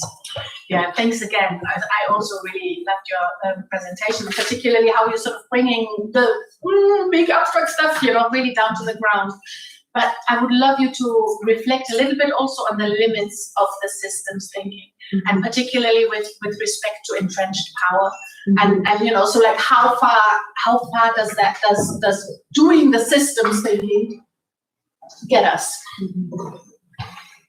Yeah, at the back here, Eric. Yeah. Yes, thanks, Karina. The metaphor that comes to my mind is that you're navigating systems, and you're better navigating, and maybe all you can do is better navigate, rather than radically change systems. It's a bit like what you were saying. So, what's your take on that? I mean, is change gradual by smarter navigating, or is it about radical change? Did you have one question online? Yeah, very quick. How can systems thinking principles be used to design adaptive policies that respond effectively to dynamic and uncertain environments? And then the last one, Dennis. I'm also interested in building the capacity that's needed within FAO. Is it your unit who provides this capacity building programs, the education of the system science? To talk about that is something, but to provide the tools, methods, approaches that the system science, understanding this complexity is only possible if you have the right tools to modeling this complexity. For instance, do you have that in-house at your unit or FAO, or you work with JS? Sure, I'll work backwards again. Yes, that is the world of my unit. I feel like I've disappeared into this big beast of FAO for the last 2 years, and it's coming up for air because there's so much work to do internally in the organisation on that. Most people will say, yes, we understand systems, but give us methods and tools to do it. And then you say, okay, here's methods and tools, and then there's a block. Because of all of those things, the governance isn't there, the investment isn't there, the learning process is not there. So there's a lot of work that needs to be done internally in the organisation, which is also half of my mandate. In terms of the question on, you asked about the limits. Yeah, the limits. Yeah, funnily enough, we are going to introduce something on the limits. I was just talking with Marianne, one of the people who contributed about this the other day, and she was saying we need to have something on the limits of this. And in fact, I was just talking to someone last night saying, hang on a minute, if you've got huge corporate pushback, what on earth? What can this do? And I've said the same thing myself. This is not a solution to entrenched blockage of power in the system. And so perhaps I should ask Rosalind to respond, because it was she I was talking with about this very question. And it's the question that we get asked most often from young people as well.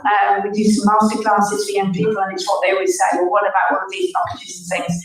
So it's not a remedy to that. And I think it can help understand diverse perspectives. So if I think of my own experience in engaging with large corporations, I'm not engaged with talking to them, I actually engage with them, but having conversations, sometimes I was thinking, why are you just blocking? Why are you saying that what we're saying in the public sector is unreasonable? And then you kind of understand the incentives that they faced in not taking action. And you learn something from that. And you could begin to understand why they might be coming from that perspective. I don't agree with it, doesn't mean you don't stop fighting. So I think this issue of understanding where other people are coming from and our diversity of perspectives is a really important element of a systems approach that can actually help that. But can it solve that problem? I only wish it could, but no, it can't. That needs a lot of other tools as well. And the thing about navigating systems, it is about navigating systems, but it is definitely about changing systems. I mean, if like, I used to come to Oxford a lot when I was a kid because my grandfather was an academic kid. So I've been coming to Oxford for 50 years. 50 years ago, or however long it was, there were no supermarkets in Oxford. Yesterday, I went out to get myself some milk from a supermarket. There has been change, those supermarkets, which are essentially transforming food systems for consumers over the period of about 3 decades. And so it was incremental, it was a transition, but they were changing the relationships between consumers and where they buy. They were changing the relationships between how they access producers. They were changing power relations in the system. All of those relationships were changing, in which I consider supermarketisation transformational change, not necessarily been positive, but that's another discussion. And so I would say there has, we just have to look at the history of food systems. It's been one of transformational change. And now we need to redirect that transformation towards the outcomes and with directionality towards the outcomes that we want to see. So I would argue that it's maybe incremental, but it adds up to transformational change. The one that was online, I would just say read the document that we're going to produce when it comes out, because I'll be too long in answering the question otherwise. But I shouldn't laugh, it was a really good question. So yeah, thanks, Corina. I think that, well, thank you again for your great presentation. I think from FoSSNet and this network, it would be, I mean, it's a pleasure to continue learning from what you're doing in FAO and the journey that you're walking on. And I have many questions about the process of defining transformation and getting to the framework and all of this. And I think it will be great to continue sharing through our journey as well. So with this, we're going to bring this to a close, and then we're moving into the discussion groups. You're going back to the rooms that you were this morning, and you will have facilitators there to tell you what you need to think about and discuss. And after that, there will be a coffee break. So yeah, bear with us. It's like 45 more minutes. Thank you. And Laura, and actually, Lizzie and Laura are not only system thinkers, but system doers, and are working either in public government or in private sector. Let me introduce first Lizzie Garcia. She's an agricultural engineer by training, works at the Department of Agriculture, Livestock, Fisheries and Food of the Catalan government. Many years has worked as coordinator for advisory services, where she organized training and knowledge transfer, and she is also involved in innovation initiatives such as operational groups and demonstration actions. And in the last years, she's a member of Catalan Smart Specialization Strategy Group, which brings together different sectors and tries to develop smart specialization involving food. And finally, she is very dedicated to the food systems opportunities discovery mechanism, which you are working on with here. Very welcome. And I should like to present also Laura. Laura Michel, your background is in development studies, anthropology, human rights, and you coordinate FIAN, which is an international food systems and nutrition organization that work on human rights. You are also an advocate to the right of adequate food and nutrition. And Laura's main areas of work are transition to people-centered food systems, human rights-based governance towards nutrition and health, so women's rights. And prior to joining FIAM, Laura has worked as human rights advisor in Kenya and Mexico, and we are based in Germany. Shall we give up an applause?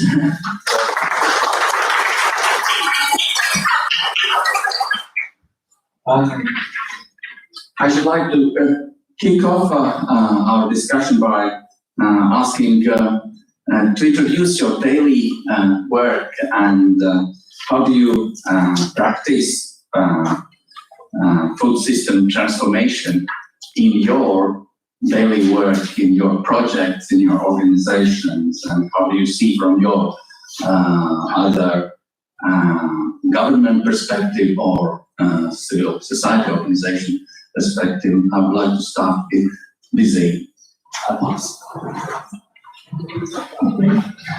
Thank you very much for inviting me. I work for the regional government of Catalonia in a transversal unit within the government, which is not always easy because in general we are used to work in sectors and very specialized and quite isolated. So a transversal unit is sometimes difficult and not well seen. But since some years now, the concept of food system has helped our organization to start moving and making connections. And for instance, since 2021, we have the strategic food plan for Catalonia, and we are supporting a joint office together, the regional government of Catalonia and the government of the city of Barcelona and other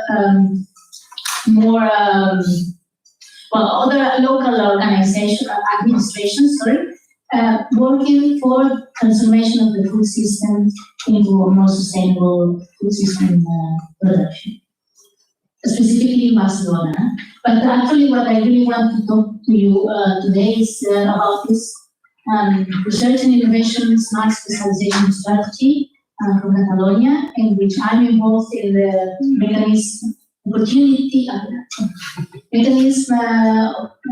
discovery mechanism of opportunities. And now I'm listing the order. But let's say the business gap, which is the strategy overall, promotes a transition to a greener, more digital, more resilient, and fair economic model, and it's committed to transformative and responsible research. Transformative meaning that whatever you do, it has to be in order to promote substantial changes in the system, in the current system, in order to achieve sustainability. And responsible because what we look for, what we see, is the participation of different stakeholders and real co-creation from the beginning. So that science is created by and for the citizenship.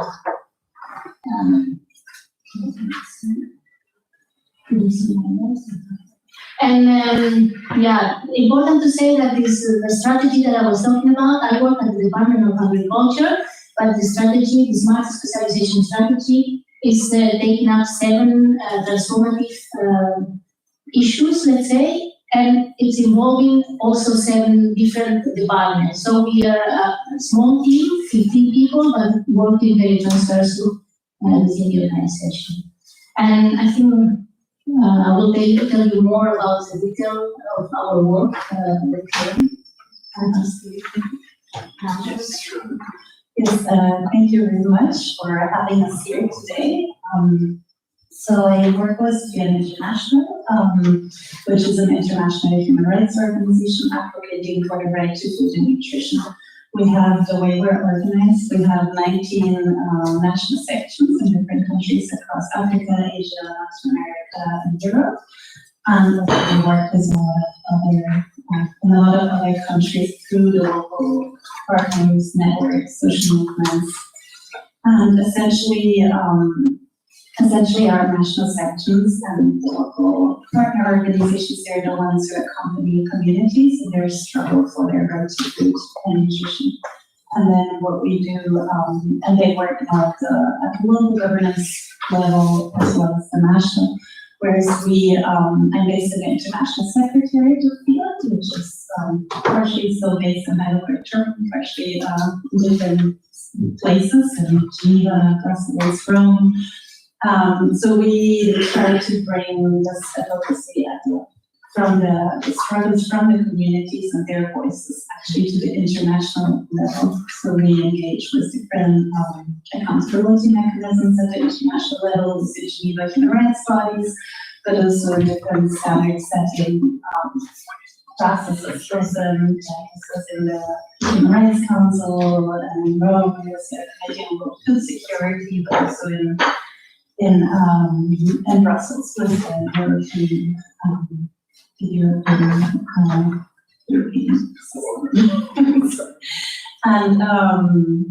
and so my work is I coordinate the different food systems and nutrition, which essentially the way we approach it is looking at the food systems through the lens of human rights and looking at the different inequalities that represent the food system and the different human rights violations that also are a result of the corporate dominant food system that we have at the moment. So what we seek to support is a transition to human rights-based food systems, which is largely a transition towards more territorially embedded food systems that have people at their center rather than corporations.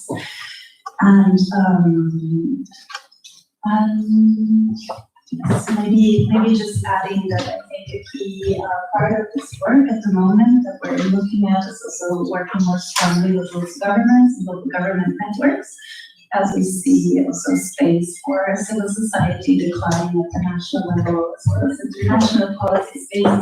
And we think there is a real opportunity at the local level, and with local governments being a lot closer to the realities of the people, but also like there being more accessible to communities on the ground.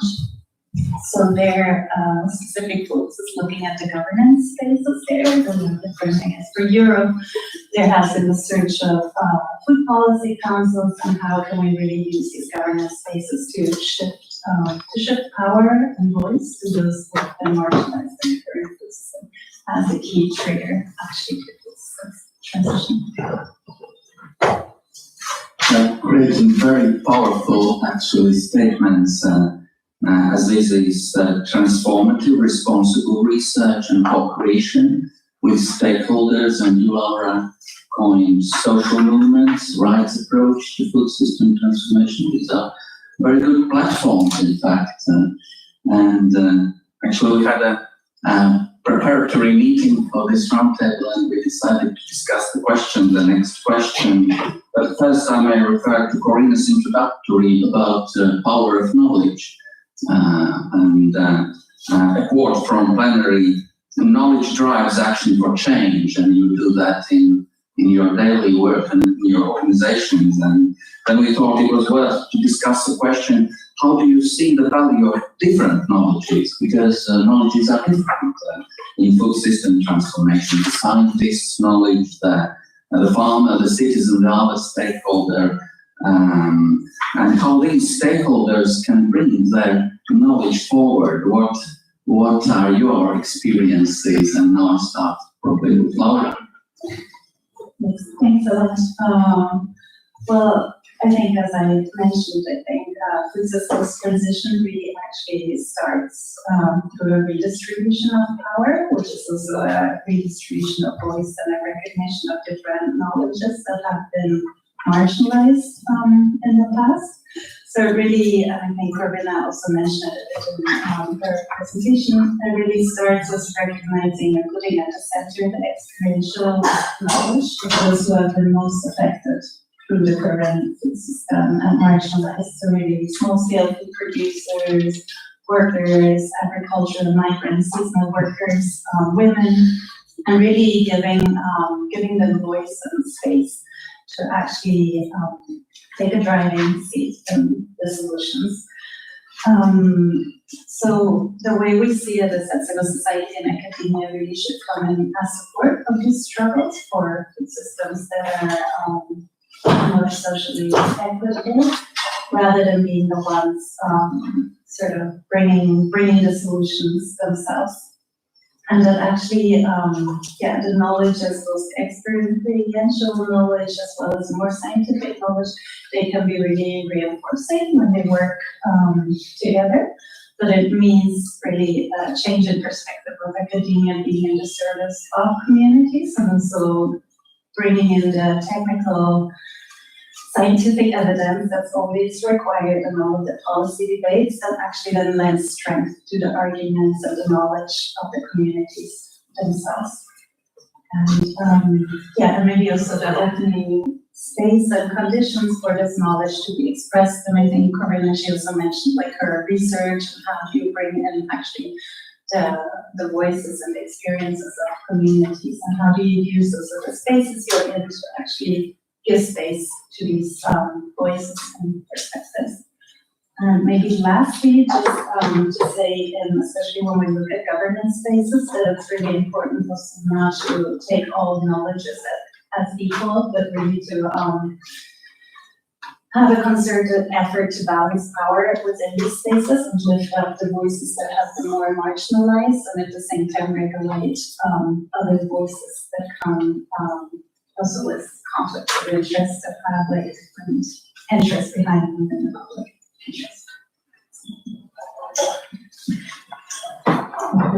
Just maybe to be in line, the research strategy that I wrote considers knowledge as a driver for changes at territorial level and local level. We have, before we go into the field and work with local communities, we have a strong theoretical background, in the sense that the research have acknowledged that there are three frames in which innovation policies are developed and they coexist.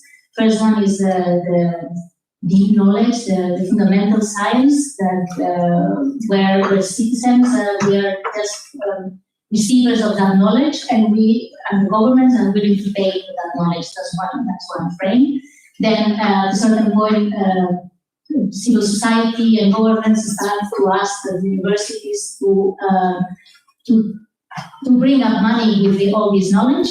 And that's more a second frame of innovation and knowledge transfer, which is there, and it's very interesting. We are talking about clusters, networks, the second frame. And then the third frame, in which our strategy is moving on, is this innovative transformation, which means until now, with these two frames, we are not sure that we are going in the direction of sustainable development.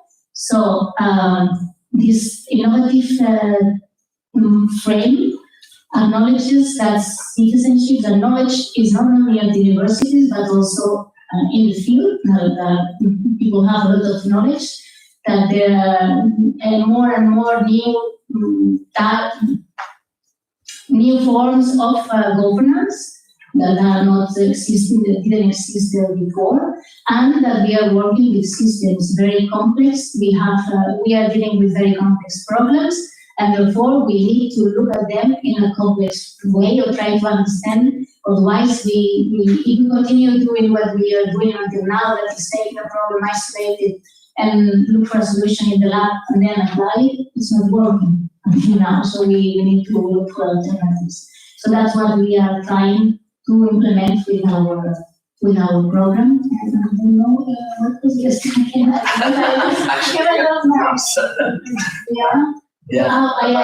wanted to, within this frame, we consider then, we talk about social and technical systems.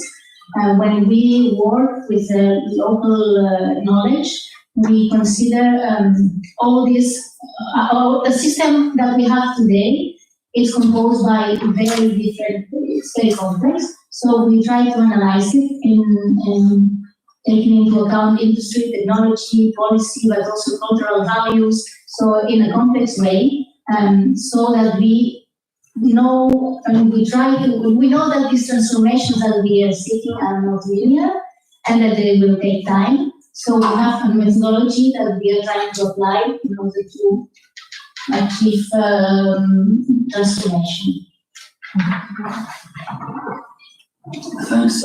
Both of you actually are creating these spaces where knowledge can be recognized, different knowledges, bringing forward marginalized, excluded knowledges. And for example, Laura, you do that from a more grassroots perspective, while Lizzie, you are trying to connect top down with bottom up, etc. So, and this leads us to the next question about how better to do this, and actually how to create these spaces, by which methods. And if I may ask a question, how could civil society, government, academia work together for food system transformation? How could these stakeholders support each other? And what methods and tools could be used for that? How actually that happens? I hope it does happen in your cases. Cool. First now. We are implementing shared agendas. We are experimenting with shared agendas. This is we identify the order of the words in English is terrible. The mechanism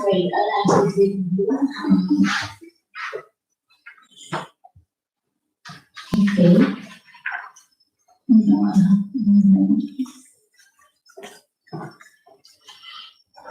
Discovery mechanism. Yeah, the opportunities discovery mechanism.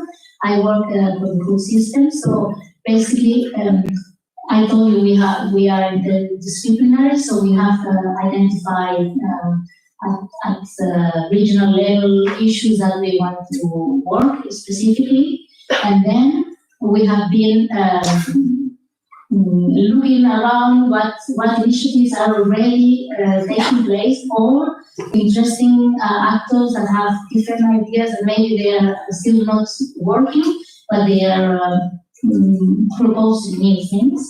So we do interviews, and then if we see that it can be really transformative, we organize what we call innovation camps. One of the first things that we do there is define or work for a future, shared future, a shared vision of the future. If we can achieve that with all the stakeholders that we go to the table, and what is important is that the opportunities discovery mechanism, MDOs, okay, the MDOs, we are from the government. We don't have specific interest because we don't want to create policy. This is also something that happens in the last years. People are tired of positive meetings where what you do is participatory approach in order to create a policy. No, we don't have a policy to create. We also don't have funding for the project. So I'm sorry, what we can provide is our workforce and to facilitate this innovation camps. And then, okay, in this innovation camps, first you agree on a vision of the future. If you don't, then we forget about it. I mean, there's something we are still experimenting on that, and it will be like that. If we cannot really arrive on a shared vision, if we don't agree on that, then we will forget about that and we will look for something else. So there, and then we propose to the actors that, wait, I wanted to say also that the MDOs, we also guarantee that all the actors necessary are there because we don't have any interest of it's kind of, it will not be manipulated on one way or another, okay? So then we propose to them to think about future, because when you talk about actors, about the problems that they have, most of the time they come up with, oh, that's not possible, we'll die, but that's... So what we propose in our methodology is to think about the future, and the future is there, and it's there, it's working. So what has happened? And it's amazing because it's really working. I have done it myself at the beginning. I said, that's weird, but it helps you put you in another frame, and new ideas come. Sometimes they are not new, but okay, another way of dealing with them. And in the end, what we would like to is to form these shared agendas in which local people, local administrations, companies, producers, distributors, they see a common future, and they see some actions that they can start and look for finance, because we don't have finance. But it's true, I forgot before about research. And what we do have is once these shared agendas identify the needs that they have, then there are some funds from European Development, EDFF, the regional, never mind, European funds, to partially co-fund research that is related to these shared agendas. So it's not research coming from the university, it has to be related with the shared agendas, and there's where the co-creation comes, because also universities and research centers are integrated in these innovation camps. So there has to be... May I ask, which areas of your system these shared agendas or actions address firstly? I'm working with, there's one in a region in North Catalonia. We started there with, we have drought problems, so we started there to try to put together some new governance about water, and putting together distributors, companies regenerating water, but then farmers, industry, hotels, and there we are still working, because we are struggling with very different interests, and we will see what comes out. But when we started working on that, talking to the council of the city of Girona, came up another project or another initiative that we are working on, is peri-urban food systems. So agriculture in the nearby area of the city, but then link it, not only food nearby produced, but also reducing food waste, linking with poverty population that have problems to find work, and we are trying to also involve that and produce local food for local social.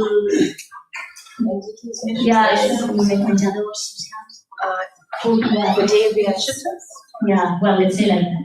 So, and we are working on that, and we have identified that there are many initiatives, little ones trying to do, but they never, and it will be, I think this one will be successful, because there are already many people who are trying to do that, but not together. They didn't know each other even, and Girona is not a big town, but still. So in this case, we are starting a small innovation camp, and I think that there will be some new ideas and new initiatives that come up. Apart from that, we have also a very interesting project about resilient landscapes, more in the mountain areas, where there is land abandonment and there's population, a lot of pressure from tourists, and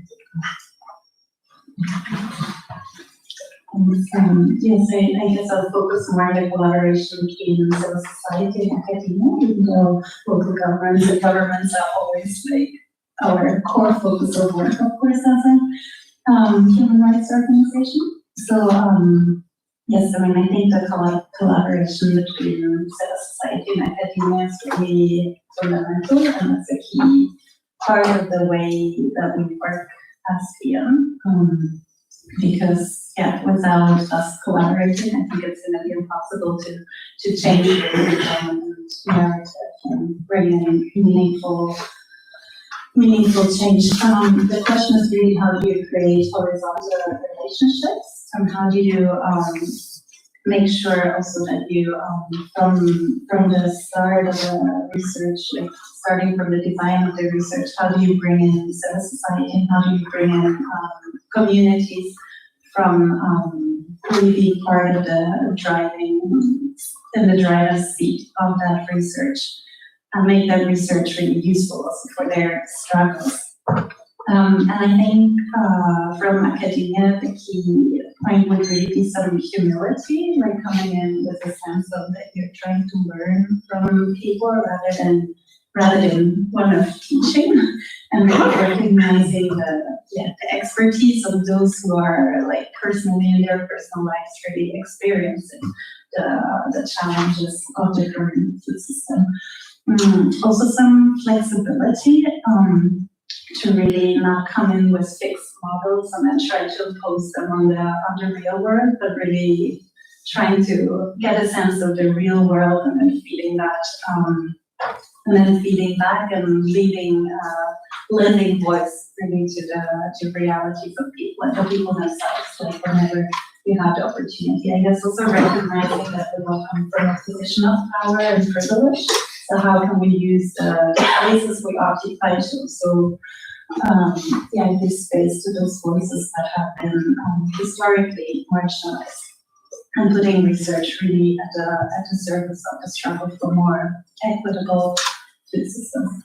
And so as VM, we've been working a lot with academia, both at the international level of researchers, both at the international level as well as at the country level. For example, one space where we work a lot is the Committee on World Food Security. There's an autonomous body which is the civil society and indigenous peoples mechanism, and it has a structure that makes sure that those coordinating the space, controlling the space, are the social movements and the groups affected by hunger and malnutrition, whereas academia comes in to support the more technical aspects, bringing really like having the evidence at hand that you don't have immediately at hand if you're a social movement or an organization representing people affected, sort of about the realities, and you can talk well about your realities, but it would be more difficult bringing in this technical, the more technical evidence which is often required in these policy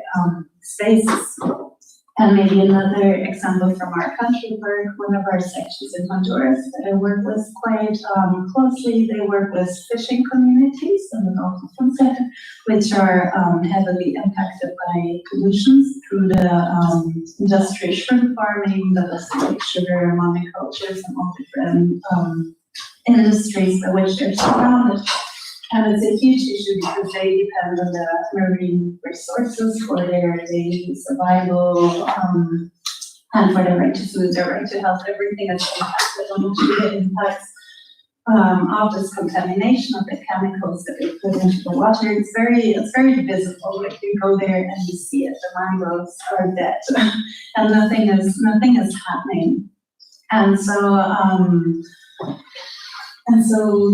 our section there, they've been working, trying to engage, and it's a really dangerous situation also because the industry comes with a lot of financing behind it, a lot of powerful people behind them. So to even go to the government and advocate for things to change and for regulation, they've decided to come together with the local international universities to do some research on the water contamination. So they're actually working together with academia and researchers to both build this evidence base to support the arguments, but also as a sense of security, because they know like if this information comes backed up from the university, it's a lot more, it lends like certain security to the communities, whereas if they on their own would just be communicating what they experience, they'll be harassed or disappeared or different things. So I think it's very powerful and very important, this collaboration. The government is also involved in that, but it's unfortunately also quite corrupted and receiving money from the shrimp companies themselves. So maybe, just as to the tools and methods, I think it's really openness, coming into the collaboration with an openness to learn. But it's also really, I think, putting power at the forefront of analysis, and I feel it's lacking in a lot of different systems, frameworks, where is power between the different actors in this analysis. And I think that's a key role to play also by researchers to try to not invisibilize the power that's there. Yes. So, Yes, thank you. Thank you so much, both. I think lessons to learn and suggestions, also practical methods like camps and joint projects to attitude change, openness, and reconsidering our own perception of our own empowerment or disempowerment. I think how much time do we have? We have a reserved time for questions. Yeah. 14 minutes for questions. Yeah. 14. And how we manage to, we don't have Slido, we don't have we don't have questions online. We don't have questions, and just the questions from the audience. Yeah. Taking questions from the audience. So I can start. I think my question is for both of you, and I would like to learn from your experience in this engaging with stakeholders, either farmers, either in the food industry or governance. In practice, when you are dealing with this resistance to engage, I would like to know what kind of skills, competences we should invest on if we are working on the same level as you. What would be the takeaway message that we could take, that we should invest ourselves as systems thinkers and wanting to contribute to the food system transformation? Because I think it's very much linked to that relationship that you are building with those people that are part of the system, even though they are not so involved.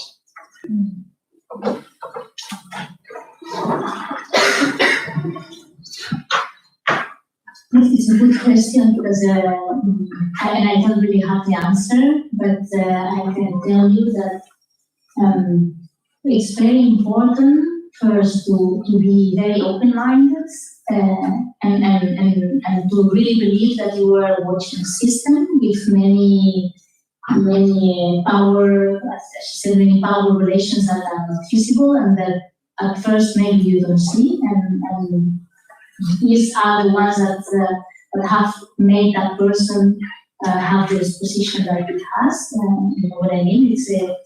It's more negotiating, very much negotiation. You need patience and not pushing. Not pushing. If it's not working, it's not working. I mean, you cannot have someone there and try to make a transformation if the persons are not believing in that. That's what I say, the example about water in Girona. I'm not sure it will work in the end. It will be pity because it's necessary and whatever, but if, or try other actors or try something that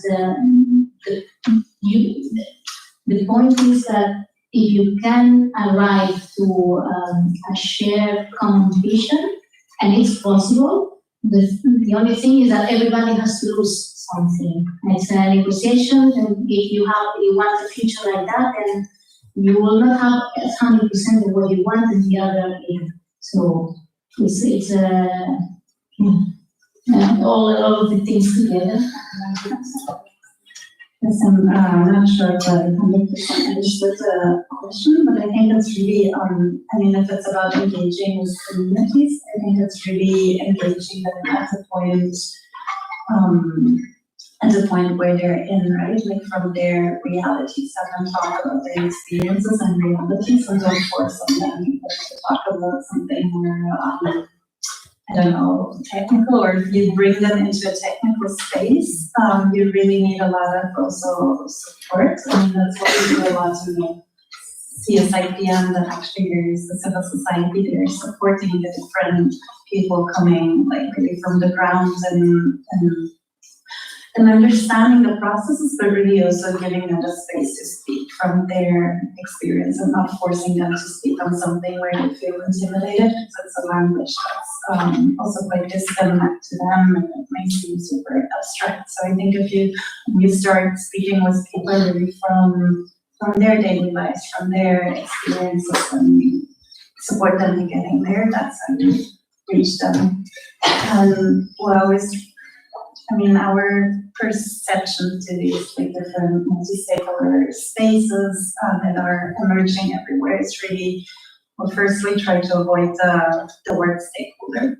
I think that's not very useful because it puts like kind of it blurs the distinctions between different actors, and it blurs the distinctions between those coming in, the rights holders, and those coming in from the public interest, with those coming in from an economic for-profit interest. And it's fine to consult with different groups, but it should always be clear, like with what purpose. Now, if you want to design a policy for the public interest, you should not put on equal weight sort of the interests of the knowledge that comes in from an industry-backed organization or one that comes in from a small-scale farmers association. Yes, please, several hands on Mario first. Thank you. For Visa, I have a question. You mentioned scenario. I would like you tell me or tell us a little bit more how you use scenario. Is this an actual scenario? Do you bring them to future scenario in order to have a commune starting ground? And now do you go back to solve the problem? Thank you very much. Yeah, you want to say it yourself. Yeah, you think about 2070, 2100, in the far future, it's perfect, it's ideal, and then come back and say, more than come back, then analyze how is it possible that it's working. And then you start to see, this is there. And then you go back to the present, and maybe some things have changed, and you can build something new or try something old again, but in another way. So that's so there are action coming out from this type of interaction. Yes, that's what we are proposing, and it's working until now. We will see, but something very important to say with these shared agendas that we promote. The government is not part of it. I mean, we are at the beginning accompanying the process, but then at a certain point we hope and we want to get away. And there are two that are more,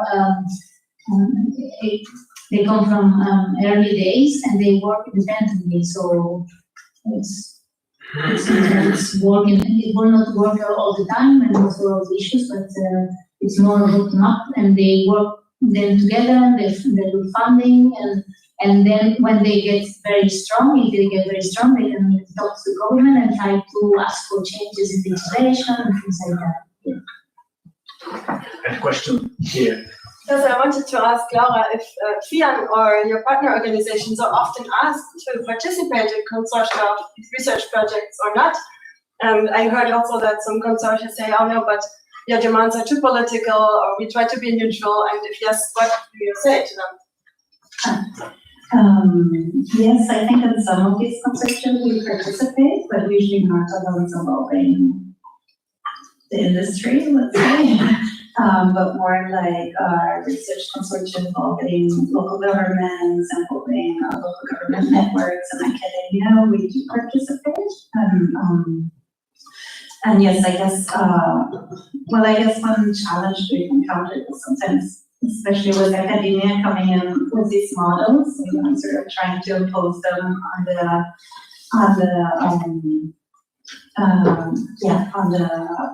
the people, like coming on without living glass. So there's one project that can not really purchase well on the think tank, and it's really on the one hand the idea is to have like these living labs there and learn from experience with communities.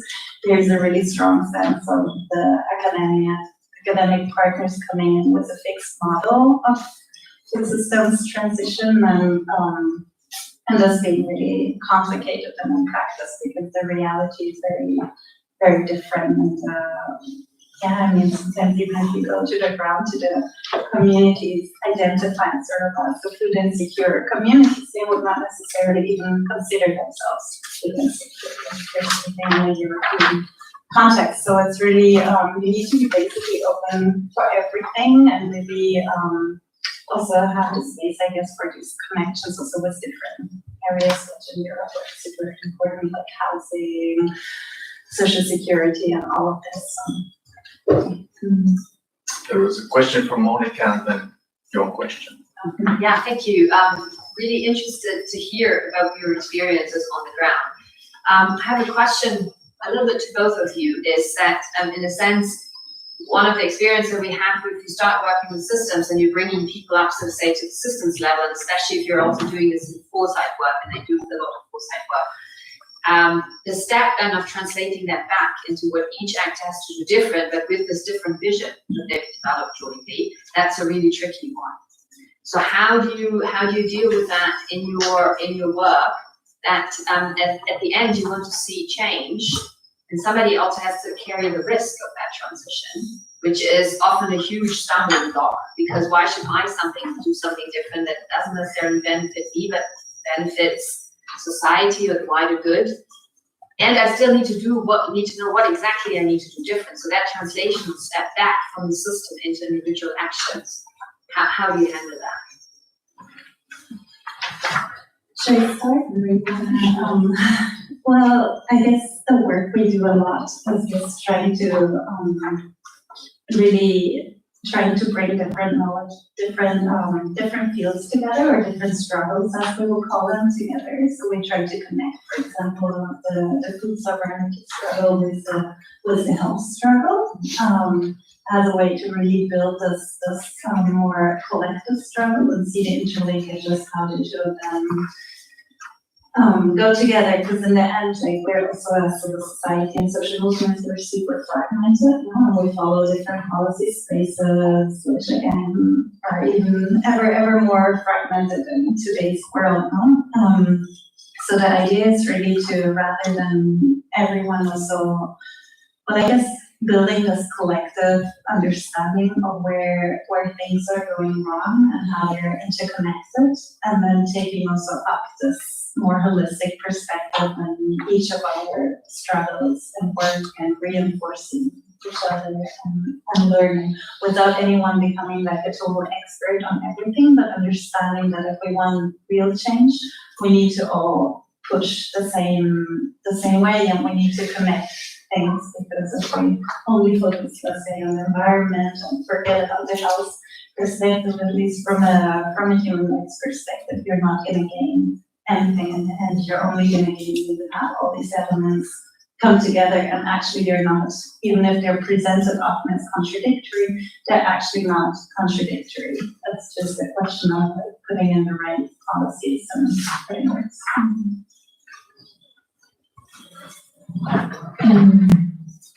In our case, what I can say is that our strategy has a strong focus on discovering new value chains and new business models. So in the end, we try to be very practical, and the actions that come up, because they are agreed from everybody, they bring a value for all of them. It's not that it's a sacrifice, or it's supposed not to be a sacrifice. Sometimes, I can tell you, sometimes some people will lose more or less. But in the example of Girona and this very urban agriculture, that would certainly be a change, because something that is not happening, and it can happen, probably, let's hope, because there's value there. Economic value for everybody on the table, and it's not the way we are developing it. It's not like a business model focusing only on the monetary value, but also, as I said, poverty, social inclusion. So it has to be with all these colors, otherwise it has no sense. So, I say that, but I personally have this question about how can we transform system if we work within the system and only think about business models and so. There's a limit there. You can achieve some things, but a full transformation, it's difficult. I see like, are we going to be a cancer for this initiative and destroy them and make them great? Or Are we going to be able to convert these initiatives in viruses that transform the whole system? So that's a question we will see. Thanks. And Patty is waving me with time. What about time? Time, but I think there was a question already. Yes, that's a very short question. Sure. So I like this busy discussion on this one. The question is for you, Laura. Would you like to see more prominently human rights and human rights approach discussed in the first day when it comes to the definition and the framework that you were discussing? And if so, how would you suggest us to do so? If you answer shortly, right? Yes. And I think I made some comments also in the working group, and I heard others also make comments, and I think really the key is in the framework not to invisibilize power, like really put power at the center of the systems analysis. There was another question, no? Okay, I think our time is over. What I did learn, in fact, to value different knowledges and stakeholders, this contested word, to consider power to be open and empathic, flexible, and then to bring up to the system thinking level to the question is what happens to ourselves when we return back to the food system and in our roles, and that's for next roundtables. Thank you both. We can give applause to your contribution.